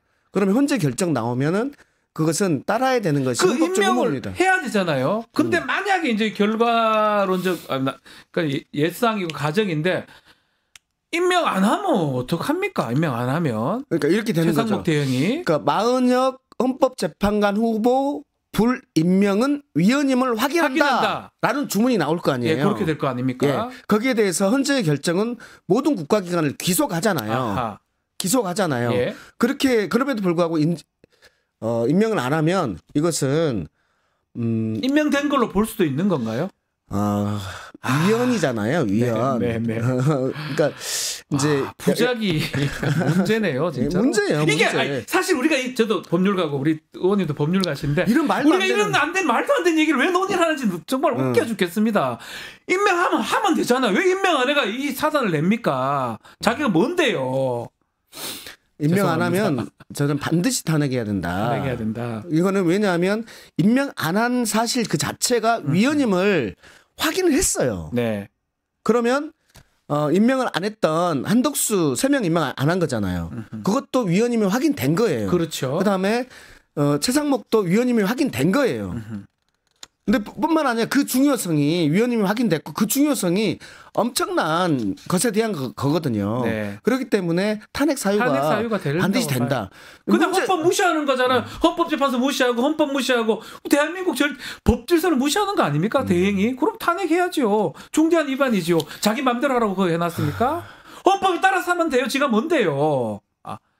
대행이에요. 죄송합니다. 제가 뭔데요는 좀 과한데. 그러면 마은혁 그 후보자가 재판관으로 만약 임명이 된다 그러면 나중에 그 지금 탄핵 심판 윤석열 탄핵 심판에 조금 더 길어질 겁니다. 왜냐하면 변론 갱신 같은 게 있어야 되겠죠. 갱신을 해야 되잖아요. 네. 갱신이라는 게 이제 새로운 판사가 들어가면 네. 그 판사가 변론을 할 수 있는 변론을 들을 수 있는 현장에서 듣는 과정을 한번 거쳐야 되잖아요. 네.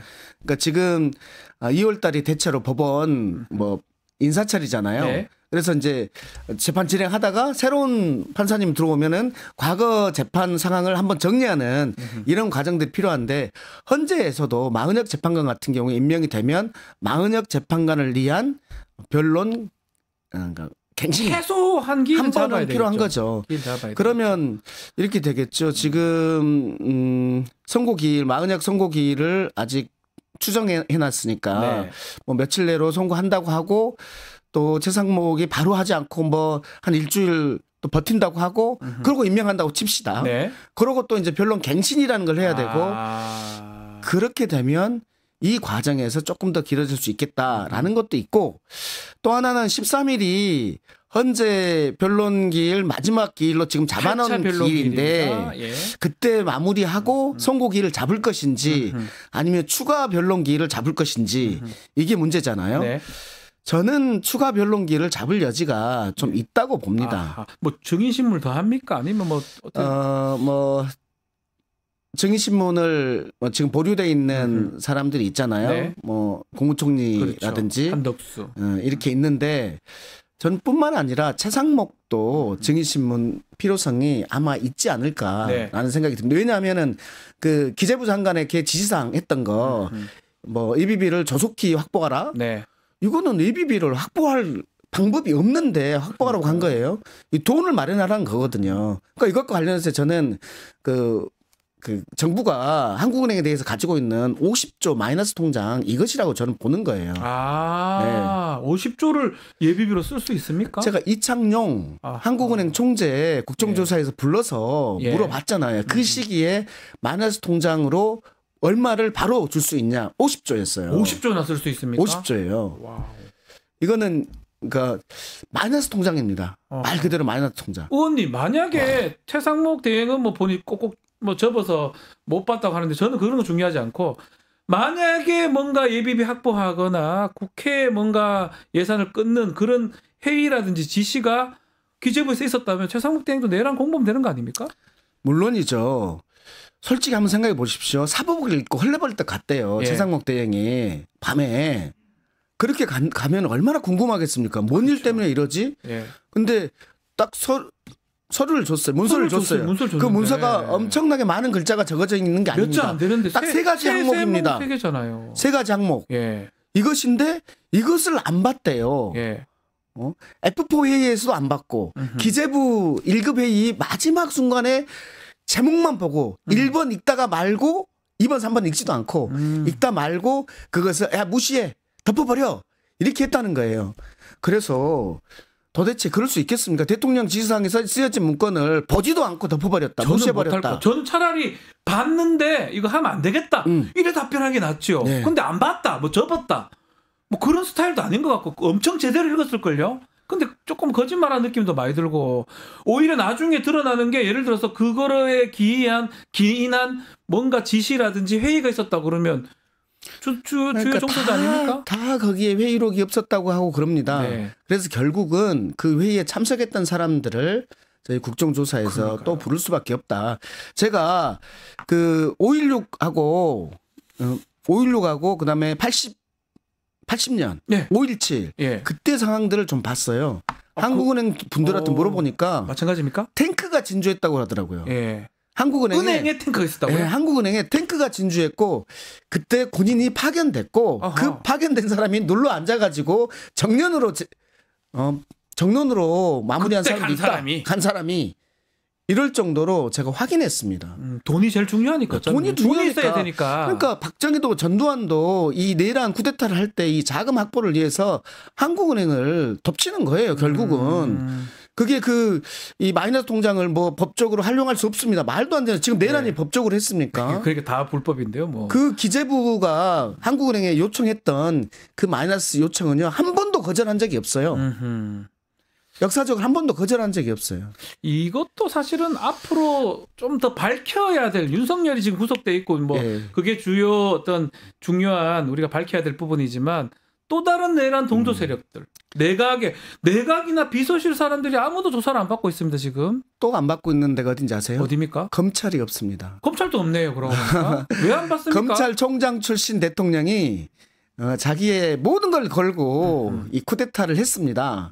그럴 때 자기 친정 지금까지 자기를 보위해 왔던 자기와 자기 부인과 여기에 대한 수사를 철저히 막아오고 그러니까요. 또 상대방의 정적들은 철저히 쳐왔던 정말 입안의 혀처럼 움직였던 그 검찰은 역할이 없었을까요? 납득하기 어렵습니다. 저는 그래서 12월 4일 날 네. 안가 모임을 우리가 주목해야 한다고 4명. 봅니다. 예, 4명. 4명. 4인방. 예, 법무부 장관. 윤석열 정부에서 법률가 4인방. 예.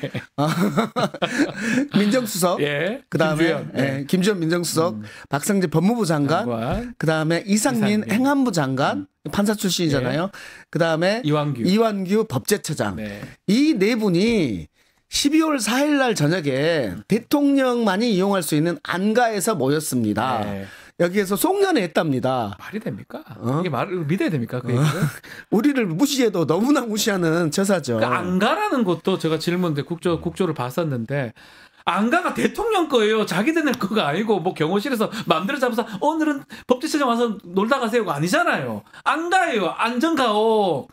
대통령의 안전가옥이지 법제처장 뭐 민정수석의 안전가옥입니까? 말도 안 되는 얘기들을 하더라고요. 이상민이 다 전화해서 모았다고 하거든요. 네. 이상민은 증언하지 않겠습니다. 그렇게 증언하지 않겠습니다.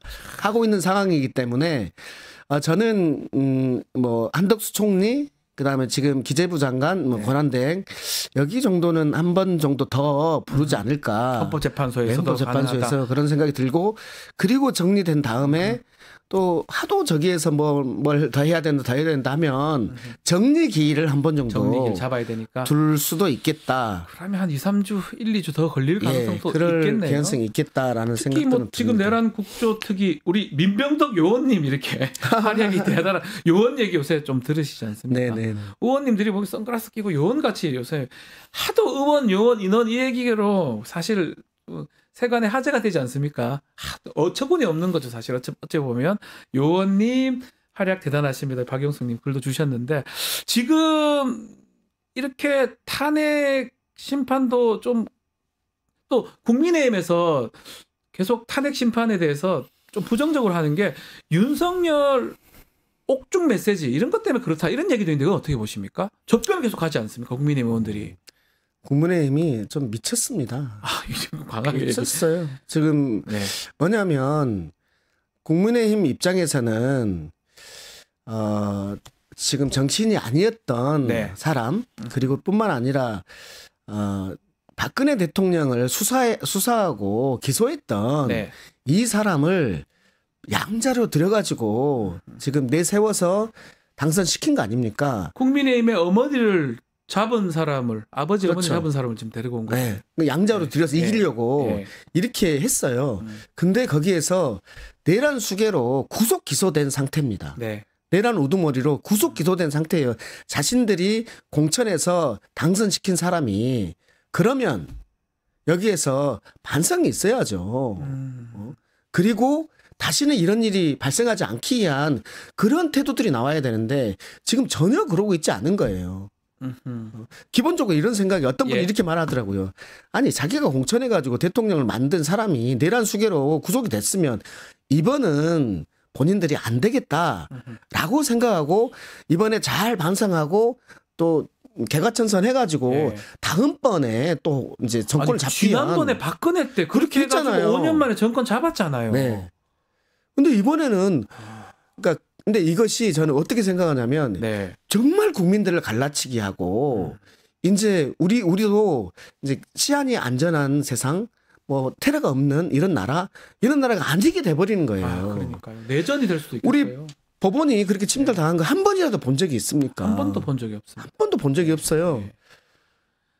참 안타까운 상황인데 그런 어떤 중심에는 저는 윤석열이 있다고 보거든요. 메시지를 자꾸 냅니다. 이번에도 김기현이 갔다 와가지고 하는 말이 뭐 청년들이 주인의식이 있어 다행이다. 아니 그 안에서 뭐 걱정이 많은지 자립청년하고 자영업 잘 챙겨달라. 근데 보면 계속 보면 본인의 지지층한테만 메시지 내는 거 아니냐 이런 해석이 나옵니다. 옥중 정치 어떻게 봐야 됩니까? 진짜 말로만 예. 인생 언제 청년 신경 썼고 언제 자영업자 신경 썼습니까? 솔직히 자영업자를 위한 이러저런 법들 할 때 네. 법안 소위도 안 하고 그리고 자영업자들이 가장 좋아하는 정책이 지역사랑 상품권입니다. 그거 왜 안 하죠? 안 하잖아요. 그거 그런 거 민주당에서 이재명 표라고 네. 생각되니까 안 한 겁니다. 오늘의 상품권 계속 불용되고 있거든요. 네. 예산을 세워놨는데 그만큼 못 쓰고 있어요. 근데도 불구하고 그건 늘리고. 네. 그러니까 이런 것들 하면서 그러니까 실질적으로 자영업자에 대한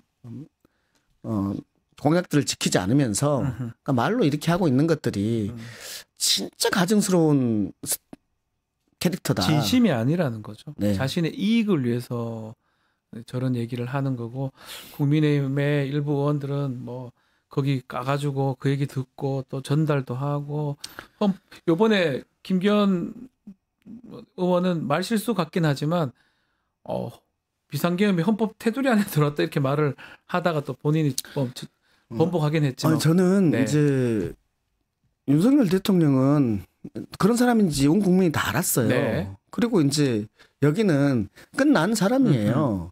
그런데 문제는 네. 국민의힘당이 진짜 문제라고 봅니다. 국민의힘이 정신 차려야 됩니다. 네. 대한민국을 훨씬 더 좋은 나라, 민주주의, 법치주의, 그다음에 경제적으로도 활성화된 그런 나라 만들기 위해서 국민의힘 정신 차려야 됩니다. 국민의힘이 가장 문제예요, 지금.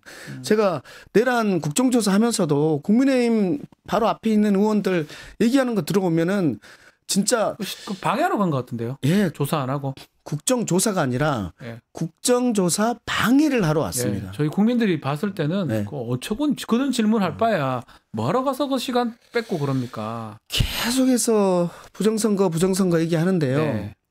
솔직히 네. 한번 보십시오. 12월 3일 날 대통령이 담화를 하잖아요. 네.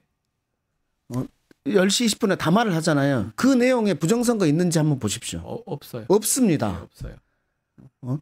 계엄 선포하면서 그 담화문에 부정선거란 얘기가 하나도 없어요. 없습니다. 나중에 나온 얘기입니다. 그 다음에 12월 4일 날 4명 네. 4명 예. 만나고 나서 그 다음부터 부정선거 얘기 나옵니다. 그래서 예. 짜서 했을 것이다. 저는 이렇게 봅니다. 예. 군대는 김용현, 그다음 경찰 이쪽은 이상민. 이상민. 예. 그다음에 이제 검찰 쪽은 박성재하고 민정수석 임주연 네. 이렇게 분담을 했을 것이라고 보고 그렇게 해서 이 문신들이 네. 군인들 예. 그다음에 경찰들 이 무신들 이용해 가지고 난을 일으킨 거다. 여기에서 다 헤쳐먹을 사람들은 이 4명 문신들이고 군인들의 수뇌부 몇 명, 경찰 수뇌부 몇 명 이렇게 약속하고 이거 한 거다 이렇게 봅니다. 아이 근데 지금 거기 한 말씀만 더 드리면 거기에 부정선거가 들어가는 이유는 뭐냐면 기재부 장관 거기에 그렇게 나오잖아요. 국회에 돈을 다 끊어버리라고 나오잖아요. 자금을 끊어라. 두 번째, 기재부 장관에 대한 지상에 세 번째, 비상 입법기구를 만들 예산을 확보하라 이러거잖아요. 그러니까 국회를 마비시키고 비상 입법기구를 만들어서 자기 입맛에 맞는 그 법률을 찍어내는 것을 만들어라라는 거잖아요. 국회를 마비시키고 해산시키려면 국회의원들 감금하고 그다음 정적들 제거하고 그렇게 해야 되는 거잖아요. 그럴 때 그 근거로 했다는 거예요. 그럴 때 그렇죠. 명분이 필요한 거예요. 왜 이 사람들을 왜 감옥에 가두냐에 대한 명분이 필요한데 그 명분이 부정선거여야 되는 거예요. 그래서 이 부정선거를 자백을 받기 위해서 지금 대북 침투 요원인 HID까지 동원이 된 거예요. 방망이로 때려서라도 뭐 했었잖아요. 그렇게 해서 이제 이 선관위 직원들 진술을 받아낼 거 아니에요. 그거 가지고 부정선거였다는 자백이 왔다. 이렇게 하려고 한 겁니다. 의원님 나 개인적 질문이기도 한데요. 선거 해보셨잖아요. 선거 떨어졌으면 내가 떨어졌어요. 예를 들어서 떨어지면 진짜 막 하늘에서 떨어진 느낌인데 만약 부정선거가 있었다면 가만히 있습니까? 안 가만히 있죠. 그거 참관 한번 가보면 알아요. 이게 부정선거 불가능하다고.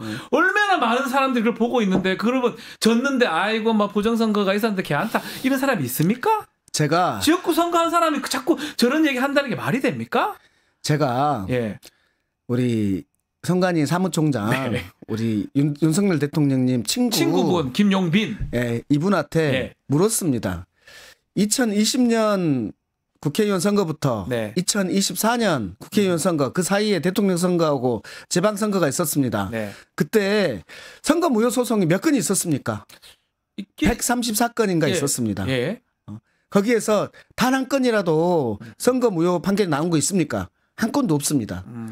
그러니까 우리는 불만이 있을 수 있어요. 당연히 그러죠. 불만이 있을 수 있고 내 입장에서 보면은 마음에 안 들어. 내가 이긴 것 같은데 지금 졌잖아요. 내가 만나는 사람들은 다 나를 몇 명도 지지했어 이렇게 말하는 것 같으니까 내가 질 수가 없는 게임인데 어떻게 졌지? 이거 부정 아니야? 이렇게 생각이 들 수 있습니다. 그래서 그 실제 개표까지 해서 다 까본 거 아닙니까? 까봤더니 아니네? 라는 것이 134건이 그런 거예요. 그래서 이 선거 부정과 관련해서 불복 절차를 거쳤단 말이에요. 근데 여기에 대해서는 아무 말도 없이 불복 절차라는 걸 거치지 않고 학설로 얘기하고 뭐 이런 의혹이 있다고 얘기하고 의혹이 있으면 절차를 거치면 되는 거예요. 그것이 법치주의입니다. 지금 우리가 엄청나게 많은 세력들이 같이 살고 있기 때문에 여기에서 갈등들이 엄청나게 있을 수밖에 없어요. 이 갈등을 판별하는 것이 법원이라는 것을 둔 거 아니에요. 근데 이것을 무시해버린다. 무슨 헌재 헌법학자 중에 학설이 이런 학설이 있다 저런 학설이 있다 이런 거 가지고 지금 여당 얘기하면 됩니까? 그런 거 가지고 이완구 법제처장 얘기하면 됩니까? 법원 판결이 있는데 여기에 대해서 이런 학설이 있습니다를 얘기하고 있어요. 정말 황당한 법제처장인 거예요. 자, 오늘 7차 변론 기일입니다. 오늘 좀 주목하고 계신 분 이상민도 나오고 오늘 김용빈 사무총장도 나옵니다. 좀 우리가 눈여겨봐야 될 부분 어떤 게 있을까요? 이상민인데요. 이상민이 거기에서도 증언하지 않겠습니다. 할지 아니면은 증언을 할지. 이상민 행안부 장관. 모르겠습니다. 이상민이 저는 수계 수준이라고 보는 거거든요. 수계 김용현 이상민이다. 우리가 그럴 수밖에 없어요. 거기 12월 4일 날 다 모았거든요. 근데 왜 구속도 안 되고 있죠? 다 구속됐는데. 그러니까 핸드폰이라든지 이런 것들을 다 파야 되는 거예요. 지금. 그리고 비아폰 있잖아요. 비밀 통화폰.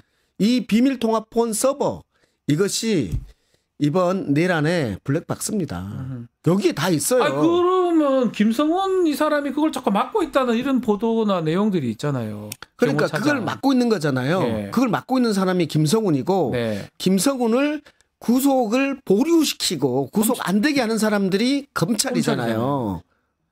검찰에게 묻는 거예요. 지금 여기에서 내란과 관련해서 이 전모를 밝힐 수 있는 가장 핵심 증거가 뭐야? 네. 다 비아폰 썼잖아. 민간인 노상원한테까지 비아폰을 그렇죠. 줬잖아.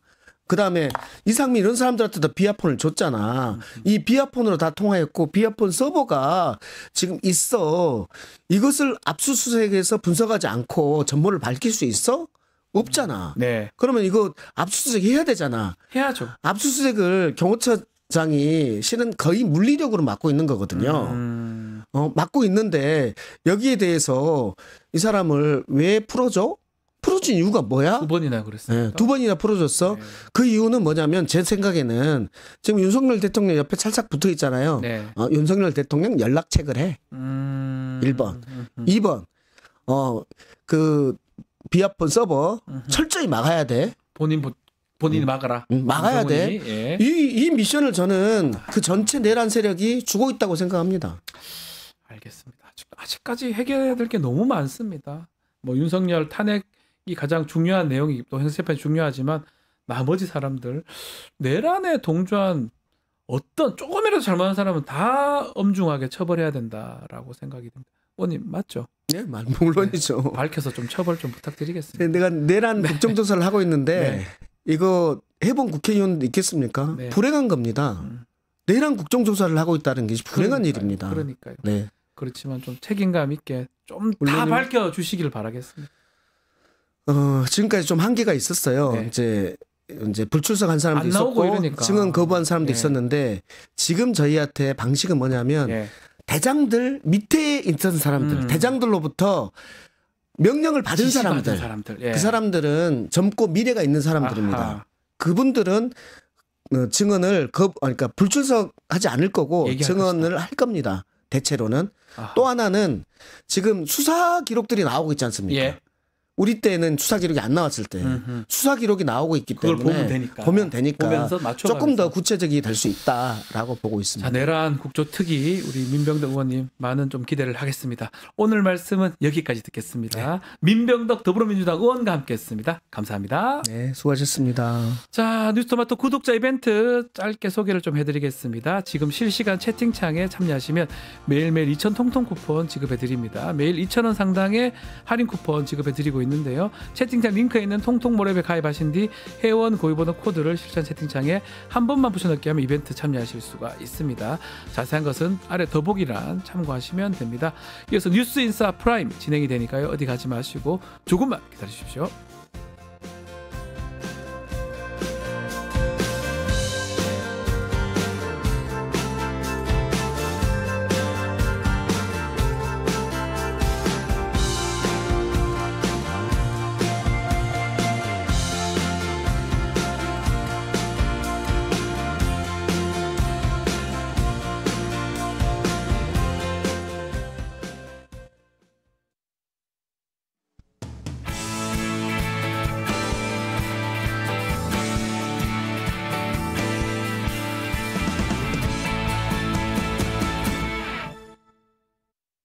한 발 더 들어가는 고품격 시사대담 뉴스 인사 프라임 시작해 보겠습니다. 매주 화요일 코너 서초의 봄입니다. 오늘은 권영철 대기자와 함께합니다. 안녕하십니까? 안녕하십니까? 네. 자, 헌법재판소 이번 주 화목 오늘부터 7차 8차 변론길이 이제 열립니다. 예. 예정된 마지막 기일이긴 합니다. 네. 요 수준대로라면 요 시간대로라면 2말 3초의 결론이 난다고 봐야 됩니까? 최초의 2말 3초 얘기가 네. 나왔죠. 네. 그 이제 그 전례를 보자면은 박근혜 전 대통령 탄핵 심판 때는 네. 마지막 기일 이후에 11일 만에 파면 결정을 했고 11일 만에 11일. 예. 예. 노무현 전 대통령 탄핵 때는 15일 만에 네. 기각 결정을 한 적이 있습니다. 그러니까 이대로 끝난다면은 2말 3초 당초에 예상했던 대로 네. 가능할 걸로 봅니다만은 아까 그 이제 민병덕 의원하고도 얘기를 했지만 네. 변수가 만약 헌법재판관 그렇죠. 구인 체제가 완성되냐? 구인 체제가 완성되면은 최소한 판결에 참여하려면은 변론기 참여는 한 번은 해야 되잖아요. 공판 갱신은 하나 해야 되거든요. 예. 변론 갱신. 네. 예. 그런 절차를 보자면은 그래도 뭐 2말 3초, 늦어도 3월 중순 이내에는 가능한 거 아닌가. 네. 이제 그 정도로 예측을 할 수 있겠죠. 시간은 딱딱딱 이렇게 진행이 된다고 봐야 되겠죠? 이제 빨리는 아하. 하는 게 뭐 국가를 위해서 당연한 거긴 하지만 헌법재판소도 그걸 알고 있을 거 아닙니까? 당연히 알고 예. 있지만은 예. 문제는 이제 그 법률가들이 가장 중요시하는 게 네. 내용도 중요하지만 외관이 중요하다 그러잖아요. 적법 절차라고 하죠. 예, 절차를 예. 과정과 절차를 어떻게 거치느냐 이게 국민들이 볼 때 무리하게 한다. 이미 정해진 거 아니냐 이런 인상을 주면은 안 그래도 지금 뭐 헌법재판소에 대한 공격이 많은데 네. 불복의 빌미를 줄 수도 있다는 점에 있어서는 최대한 절차적 과정을 좀 더 밟지 않겠느냐. 아하. 그런 걸 보자면은 조금 예상보다 2말 3초보다는 조금 늦은 3월 중순 이내 뭐 그렇게는 볼 수 있지 않겠나 지금 하는 절차 질문도. 얘기도 좀 하셨는데 헌재가 당사자가 부인하더라도 검찰 조사를 그걸 예. 증거로 사용할 수 있다. 이걸 네. 밝혔는데요. 예. 윤석열 입장에서는 이거 공판 중심이 완전히 배치되는 거라고 반박하고 있거든요. 근데 이제 윤석열 그 네. 변호인들 보면은요. 네. 조금 좀 상식에 안 맞는 주장들을 많이 하는 것 같아요. 예. 어제도 그 마은혁 네. 재판관 관련 얘기를 하는데 주로 나오는 두 분이 이동업 전 헌법재판소장, 예전 헌법재판관, 아니죠. 그리고 임성건 전 고법부장 네. 두 분 다 사실 논란을 빚었던 사람들이잖아요. 그렇죠. 이제 그런 사람들이 하는데 헌법재판과 이게 저 형사소송, 형사재판이 똑같은 동일시하려고 그래요, 자꾸. 이 동일시하는 이유가 뭐겠느냐, 가만히 따지고 이유가 있지 않겠냐, 이유를 따져보니까 그 검찰 조서를 증거로 쓰지 마라. 이미 양승태 전 대법원장 때 뭐 그 이전에 이용훈 전 대법원장 때 조서는 뭐 던져버려라 막 이런 얘기 했었잖아요. 예, 예. 그런 얘기들 자꾸 이용을 해서 이게 결국은 그 군인들이나 경찰들이 진술이 네. 진술 조서가 자기들한테 불리한 증거라고 알고 있기 때문 아니겠어요? 아하. 이게 왜 우리가 이 탄핵 심판을 지켜보면 이런 얘기를 하잖아요. 꼭 헌법재판관이 반드시 당사자에게 물어보잖아요. 그 혹시 검찰 조사받을 때 변호인 입회했느냐? 입회했다. 그럼 본인이 읽어보고 자필 서명했느냐? 했다. 그러니까요. 이 얘기는 임의성을 확인하는 거잖아요. 그렇죠. 네 네. 동의하에 한 거 맞냐? 이제 과거처럼 뭐 강제 조사, 뭐 고문을 위한 조사 이런 거였느냐 따지는 거잖아요. 네. 그럼 결국은 그 얘기하는 얘기는 이거를 증거로 쓰겠다. 어제 헌법재판소 공보관도 네. 헌법재판은 형사재판이 아니고 형사재판과 성질도 다르다. 변호인 입회하에 진술이 이루어지고 본인이 서명하는 등 절차적 적법성이 담보되면은 수사기관이 작성한 피의자 신문조서의 증거 능력을 인정할 수 있다. 네. 요거는 2017년 박근혜 전 대통령 탄핵 심판 당시 전례를 그대로 유지한다. 그렇죠. 이런 거죠. 그러니까 그 피의자 신문조서가 증거 능력이 안 된다는 얘기는 형사소송법에 나오는 것이지 헌법에 나오는 게 아니잖아요. 네. 헌법재판에 준용되는 게 아닙니다. 이게. 형사재판하고 뭐 예. 사실은 헌법 탄핵심판 형사재판 준용하라고 하지만 준용 말 그대로 따라도 된다. 따를 수 있으면 따르라 이 정도지 이걸 100% 다 따라라는 뜻은 절대 아니거든요. 그러니까 일부 증인들이 네. 이제 수사기관에서 한 진술 내용이 일부가 사실과 다르다. 따져볼 만하다라고 주장하는 것은 형사재판에서 유불리를 감안하는 맞습니다. 거잖아요. 예. 그런 얘기고 2017년 선례를 그대로 따른다면은 뭐 그대로 헌법재판소가 증거를 인정할 수 있는 거죠. 본인이 변호인 입회했고 본인이 자필 서명한 건데 그 증거 능력 인정 안 할 방법이 있습니까? 그러니까요. 지금 이거 보면 예, 윤석열 측 변호인 얘기도 하셨는데 예. 약간은 이렇게 주장하는 게 보면 좀 가감해지고 뭐 이런 것 같아요. 제 느낌에. 그게 좀 보수 세력이 결집하는 어떤 그런 거하고도 연관성이 있다고 봐야 됩니까? 특히 동대구역 그 집회를 보셨을 것 같은데요. 그게 뭐 부산보다 뭐 4배나 많고 네. 뭐 5만이 넘었고 이게 뭐 역대 뭐 최대 규모고 어쩌고 얘기하긴 합니다만은 네. 이게 다 결국은 이유가 그거 아니겠어요? 헌법재판을 형사재판처럼 만들어서 네. 시간을 끌어보겠다. 결국 그 얘기잖아요. 내란죄 부분을 탄핵 그 소추 안에서 빼니까 왜 논란을 일으켰습니까? 네. 내란죄가 유죄가 나야 그 탄핵 파면 여부 결정할 수 있는 거 아니냐. 네. 그리고 형사재판 이후에 헌법재판 탄핵 심판해라. 이런 주장하는 거잖아요. 그 얘기는 결국 뭡니까? 시간을 벌겠다. 시간을 벌겠다. 시간을 벌겠다는 얘기는 결국 조기 대선이 지금 조기 대선을 국민의힘에서는 언급하는 게 불충이라면서요. 네. 저 동대구역 집회에서는 그런 얘기를 했었습니다. 그러니까 그 조기 대선 언급하는 게 불충이라는 얘기는 윤석열 대통령이 직무 정지가 풀려서 기각돼서 복귀할 수 있다는 걸 염두에 둔 것도 가장 큰 이유 중에 하나일 것이고 네.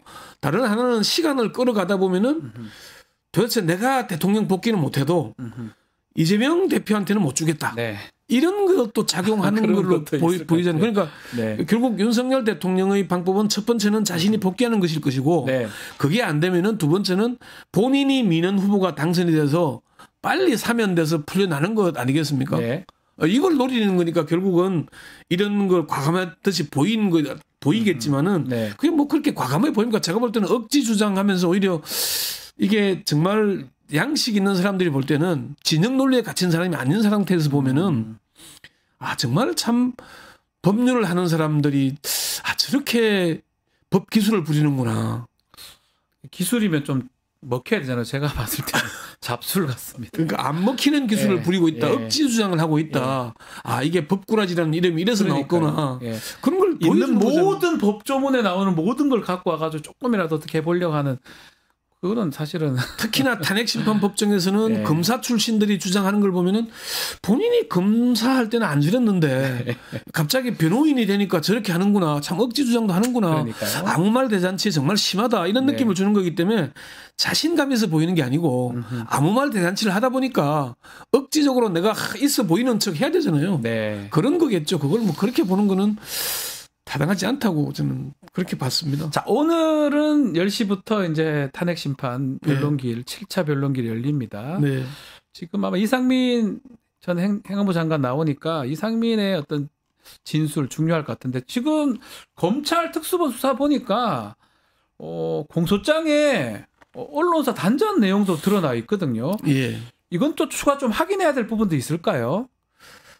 단전 단수 부분에 아마 오늘도 뭐 이상민 질문을 할 거예요. 답을 할지 모르겠지만 전 장관이야 뭐 답변하지 않겠다라고 네. 그냥 버티지 않겠습니까? 네. 줄곧 버틸 텐데 이상민 전 장관이나 윤석열 대통령이 그런 일이 없다고 주장을 했지만은 네. 이미 문건은 건네졌다는 거고 그러니까요. 그리고 다른 소방청장이나 경찰 관계자의 진술은 단전 단수 지시가 있었다고 확인을 했잖아요. 그 밑에 사람들이 지금 다 확인해 줬잖아요. 그러니까 아까 처음에 말씀드린 대로 그 검찰 조서를 증거 채택을 반대하는 주장을 하는 것이고 이 얘기가 그 얘기이긴 하지만은 이 전 장관이 처음 경찰 조사 받을 때는 얘기를 했던 것 같은데 국무회의 때문에 했고요. 그때는 그 조사가 안 됐습니다. 네. 그러니까 당시에는 비상계엄 선포 국무회의에 관한 그러니까 뭐 이게 국무회의 회의록이 있느냐 부수했느냐 뭐 네. 이런 부분들에 대한 조사였고요. 검찰 조사를 하면서 언론사 대한 단전 단수 조치하라고 윤 대통령 지시가 있었느냐는 데 대한 게 이미 소방청장 경찰 관계자들 진술이 있기 때문에 확인했겠지 않습니까? 네. 그런 얘기를 했기 때문에 당연히 이제 이 전 장관에 대한 조사를 했고 네. 그래서 그 내용이 공소장에 담길 수밖에 없는 거죠. 이 전 장관이 진술을 부인하거나 뭘 하더라도 이런 정황과 증거가 있는지는 모르겠지만은 그 메모는 뭐 있는지 없는지 확인했는지 네. 모르겠어요. 그렇지만은 그 조지호 청장한테 메모를 줬었잖아요. 그렇죠. 그 메모는 이미 뭐 파쇄했는지 남아 있는지는 모르겠지만은 그런 거기 때문에 그거는 그 이상민 장관이 부인하더라도 질문은 할 것이고 네. 또 그런 확인을 거칠 겁니다. 그리고 가장 중요한 것 중에 하나가 그 헌법재판관들이 유일하게 채택한 증인이 한 명 있잖아요. 네. 그 조성현 수방사 1경비단장. 그렇죠. 이진우 전 이제 수방사령관이 계속 그 탄핵 심판에서는 부인을 했습니다마는 본인이 그 12월 4일 새벽 0시 반부터 1시 사이에 이전 사령관이 국회 본청에 진입해서 국회의원을 끌어내라 지시했다는 취지의 진술을 한 사람이거든요. 헌법재판관들이 이 사람을 내일, 그러니까 13일 날 증인 신문을 하죠. 네. 그렇게 확인을 했기 때문에 결국 요 부분이 가장 주목되는 부분이기도 합니다. 그러면은 이제 검찰 진술에서는 시인을 했다가 예. 탄핵 심판에 나와서는 부인하는 듯한 진술을 번복한 듯한 얘기를 했잖아요. 그 얘기가 김용현 변호인들이 지금 이 사령관들을 접촉했다는 거 아닙니까? 예. 사실 이게 변호사 윤리 위반 아닌가요? 저는 징계가 돼야 되지 않을까 생각이 그러니까 들거든요. 그런 점들에서 변호사도 있어요. 예. 그 곽종근이나 변호사가 다 있습니다. 예. 이진우도 변호사가 있고 왜 남의 변호사 글로 갑니까? 그러니까 그렇게 어려워요. 그런 나오는데 이제 예. 곽종건 사령관은 거부했다고 하죠. 만나는 자체를 거부했고 네. 그 내용을 재판관들한테 제출한 네. 상태이기 때문에 그런 점들이 우리가 주목해서 봐야 될 대목이죠. 자, 그리고 예. 지금 좀 새로운 내용 같긴 한데 서울중앙지검이 계엄이 있을 6일 전에 예. 중앙선거 관련해 시스템 취약 의혹 이거 고발 사건을 수원지검으로 이송했던 거 여기 지금 확인이 되고 있는데 이게 혹시나 비상계엄을 좀 준비하기 위한 사전 준비 작업 아니냐 이런 해석도 있는데 대 기자님 어떻게 보십니까? 이게 이제 뭐 우리 CBS 노컷 뉴스가 네. 단독 보도를 한 건데요. 네. 이게 2023년 10월에 고발이 된 사건이거든요. 그때 이제 국정원이 선관위에 대한 검증을 했잖아요. 예.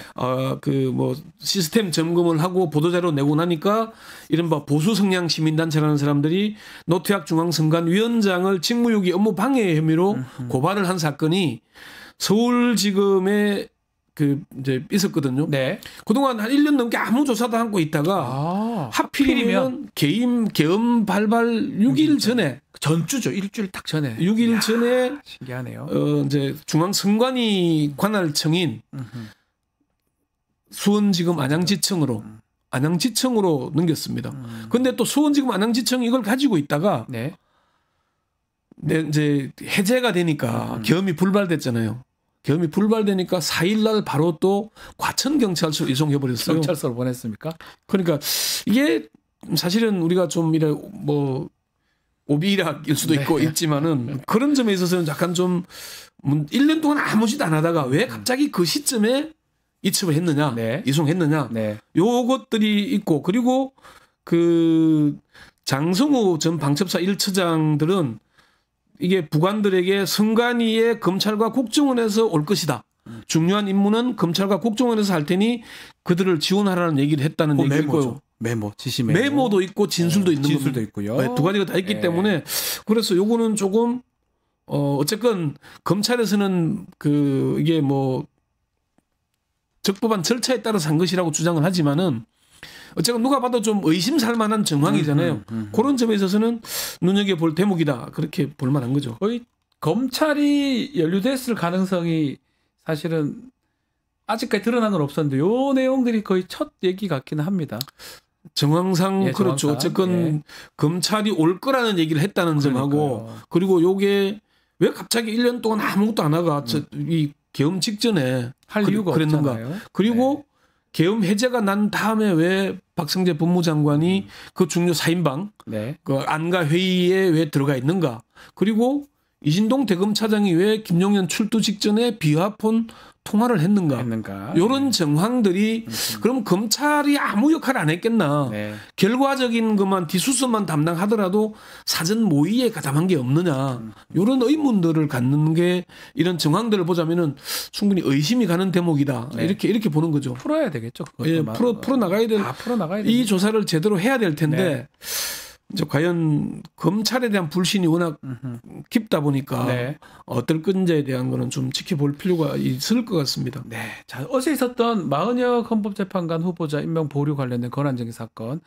변론은 짧다고 해야 되나요? 50분 만에 종료가 됐습니다. 일단은 선고기를 잡지는 않았습니다. 평의 통해서 지정하겠다고 하는데 언제쯤 결론이 날까요? 어떻게 될까요? 이번 주 내에는 언제 이제 결론을 내겠다고 밝히고 다음 주에는 결론이 나겠죠. 나는데 아까 말씀드린 대로 이제 구인 체제가 되잖아요. 구인 체제 완결체가 되면은 사실 헌재 소장도 정해야 되고 그리고 그 마은혁 재판관이 이제 결론에 들어가려면 아까 말씀하신 대로 변론기를 한 번 이상은 가져야 되잖아요. 갱신을 해야 돼요. 그러면은 근데 새로운 또 이제 또 증인 신문은 할 거냐. 그러니까 이제 지금 남은 사람이 한덕수 국무총리, 조금 전에 민병덕 의원도 얘기를 했지만은 네. 최상목 군한대행, 최상목 대행의 사실 행위 중에 이해 안 가는 지금 행보들이 너무 많잖아요. 네. 그 초창기에 한덕수 총리도 그랬지만은 그런 부분들이 여전히 윤 대통령이 구치소 안에서 다 뭐 거중 조정을 하고 있는 것 아닌가, 인사에도 다 개입하고 있는 것 아닌가. 그리고 국힘 의원들이 계속 지금 직무정지 중인 대통령한테 가는 것 자체가 네. 저게 인간적 도리라 그러지만은 공직자가 인간적 도리를 앞세울 수 있나요? 아니 인간적 도리는 두 번째 문제, 차후의 문제 아닌가요? 인간적 지금 도리는 내란 사건인데. 예, 그렇죠. 어떻게 보십니까 그 부분요? 아니 지금 지도부가 개인적으로 갔다고 하고 또 어제는 이철규, 뭐 추경호, 김기현 의원까지 예. 뭐 친윤 의원들이 좀 싹 다 거기 가가지고 뭐 메시지 받아와서 내고 이러거든요. 결국은 구치소 아까 지난번에 박지원 의원이 네. 말씀하셨던 대로 그 국민의힘 당사를 서울구치소로 옮기든지 네. 아니 이게 직무정지란 얘기는 직무에 관여하지 말라는 거잖아요. 그렇죠. 절대 하지 말라는 건데. 그러면은 지금 공인들이 계속 가서 갔다 와서 메시지 내는 자체가 이 윤 대통령의 탄핵 반대하는 사람들에게 에너지를 공급하는 거고 네. 계속 소스를 제공하는 거잖아요. 네. 이런 행위 자체가 어떻게 보면은 내란이 지금 계속 유지되고 있는 상황이 되고 있는 거잖아요. 그럼 적절한 행동이 아닌 거죠. 이런 건 부적절한 행동을 왜 계속 하는지 모르겠어요. 어떻게 보시면 국민의힘에서 뭔가 제대로 된 그게 없어요. 부정선거 얘기도 잘 안 하고. 김상옥 의원 예. 외에는 없는 것 같아요. 그런 주장을 잘 안 하고 있는 상태이기 때문에. 그게 저게 어쩌려고 계속 저러는 건가?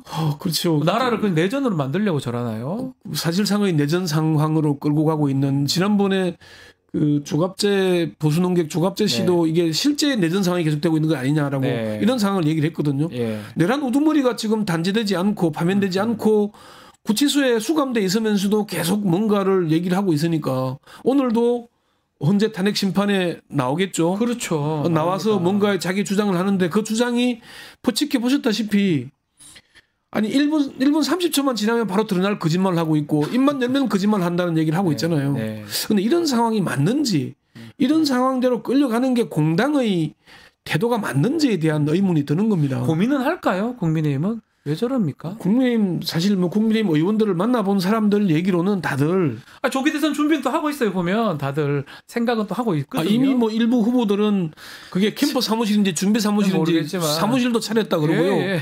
그러니까 그 얘기는 아까 말씀드린 대로 뭐예요, 불충이라는 이게? 얘기를 하잖아요. 예. 불충이라는 얘기는 만에 하나 탄핵이 기각돼서 대통령으로 복귀할 경우를 대비하는 것인지 아니면은 조기 대선의 유불리를 따져서 이건 시간을 끄는 건지는 모르겠지만은 어쨌든 시간 끌기를 하면서 국민들을 정말 힘들게 하고 있고 국가 지금 경제 상태나 대외 신인도 문제나 최악입니다. 지금. 최악이잖아요. 최악입니다. 정말 이런 최악입니다. 상황을 끌고 가는 사람들이 글쎄 다음 또 정권의 후보를 내는 게 적절한지에 대한 그거부터 따져봐야 되는 거 아닌가요?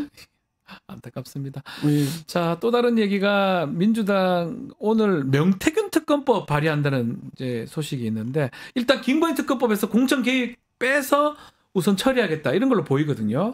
근데 문제는 이게 발의는 뭐 계속 한다고 하더라도 통과 부분 아니겠습니까? 왜냐하면 또 거부권 해가지고 돌아오는 등등 또 국민의 이탈표도 한번 봐야 될 것 같기도 하고요. 사실 뭐 국민의힘이 지금 상황에서는 그 여론 지지도가 이게 아무리 네. 뭐 허수가 있다고 얘기를 하지만은 네. 윤 대통령의 탄핵에 대한 주장이 뭐 잘못됐다 못됐다는 논란으로 이걸 정쟁으로 끌고 와버렸잖아요. 그렇죠. 내란 자체를 정쟁화시키는 데 문제가 첫 번째 있는 것이고 그런데 이런 상황에서 민주당도 새로운 에너지가 필요하잖아요. 명태균 특검법을 하는 이유는 이게 국민의힘이 조직적인 반대를 하면은 사실 최상목의 지금 제2요구 네. 그리고 국민의힘이 제2요구에서 뭐 반대하면은 통과시킬 수 없는 거잖아요. 네. 그럼에도 불구하고 해야 되는 이유는 민주당 입장에서는 오늘 중에 아마 발의한다. 네, 오늘 한답니다. 예, 네. 특검법을 통과시키려면 오늘은 발의해야 논의 과정을 거쳐서 처리할 수 있다는 판단했다는 것이고 이게 그 사실 이제 마은혁 재판관 임명하지 않으면은 헌법재판소가 위원이라고 결정했는데도 임명하지 않으면은 네. 이제 최상목 대행도 탄핵하겠다는 취지의 얘기를 했잖아요. 네. 이게 뭐 꼭 탄핵이라고는 언급은 안 했지만은 중대 결심을 하겠다라고 얘기한 거는 그거잖아요. 그런 점에서 있어서 보자면은 만약 사실 명태균 특검법 발의가 큰 지금 이 상황에서 큰 영향은 없지 않겠습니까? 지금 내란 그걸 하고 있는 상황이니까. 예, 그렇지만은 그 민주당 입장에서는 창원지검이 제대로 수사하지 않고 있고 명태균만 구속시키고 끝내려 한다면은 네. 이건 누가 봐도 사실은 좀 더 사건을 덮으려 하는 거잖아요. 그러면은 이런 한계 차원에서라도 특검법을 올리지 않을 수 없다. 그런 얘기를 했기 때문에 그런 점이 더 좀 포인트가 있는 것 아닌가. 저는 그렇게 봅니다. 네. 어쨌건 여기다가 오세훈, 홍준표 다 걸려 있어요. 여권의 또 유력 대선 후보 두 사람이 걸려 있는 상황이기 때문에 더더구나 그런 문제를 제기하려고 하지 않겠나. 그렇게 보는 게 맞지 않겠습니까? 자관 그 한동훈 대표야 자유로우니까 오히려 그 여당 내 분화 또 가능. 그러니까 친한계 의원들이 좀 협조해 줄 가능성은 없을까요? 그게 이제 대선의 유불리를 따져보면은 가능할 수도 있지 않겠습니까? 어차피 그러니까요. 탄핵 파면이 인용이 되면은 분화 안 되겠어요? 무조건 탄핵 찬성파랑 반대파 분화가 될 수밖에 없어요. 네, 그런 점에 있어서 보자면은 근데 문제는 차기 대선에서 정권을 잡아야 된다는 것이 첫 번째 목표잖아요. 네. 윤석열 대통령 입장에서도 본인이 내란죄 유죄를 받아서 중형이 선고되더라도 정권을 잡으면은 조기 사면을 바라볼 수 있잖아요. 네. 그런 관점에서 우리가 이해하는 게 맞지 않겠나. 그러니까 명태균 특검법도 반드시 꼭 통과돼서 하겠다는 취지보다는 그런 쪽 관점이지 않겠나라고 저는 봅니다. 자관. 그렇게 다들 정가에서도 그렇게 해석들 하고 있고요. 네, 알겠습니다. 자, 오늘 어쨌건 오늘 탄핵 심판과 7차, 모레 있을 이제 마지막 8차 이게 제일 중요하잖아요. 이 정인들이 오늘도 이제 이상민 네. 그리고 이제 국정원장 등등 이런 사람들이 진술을 지켜보면서 우리가 과연 이 내란 행위가 사실은 이상민, 조태용 충분히 사전에 알 수 있는 사람들이었지 않겠습니까? 위치상으로 봤을 때는. 그리고 네. 지금까지 그 관련자 진술을 보더라도 충분히 했는데 계속 부인하고 있는 사람들 아마 진술을 거부할지 어떨지 부인하는 자, 거부하는 자가 범인이다. 예. 이런 거 옛날 윤석열 대통령이 워딩으로 하자면은 특검을 반대하는 자가 범인이다 이런 얘기 했잖아요. 예. 그런 점에서 그럼 좀 지켜볼 필요가 있지 않겠나. 예. 저는 그렇게 봅니다. 알겠습니다. 오늘 7차 변론 또 8차 변론까지 앞으로 지켜보기로 하겠습니다. 권영철 대기자와 함께했습니다. 오늘 말씀 감사합니다. 네, 수고했습니다. 고품격 뉴스대담 뉴스인사 프라임 오늘 순서 여기까지입니다. 저는 내일 아침에 다시 찾아뵙겠습니다. 감사합니다.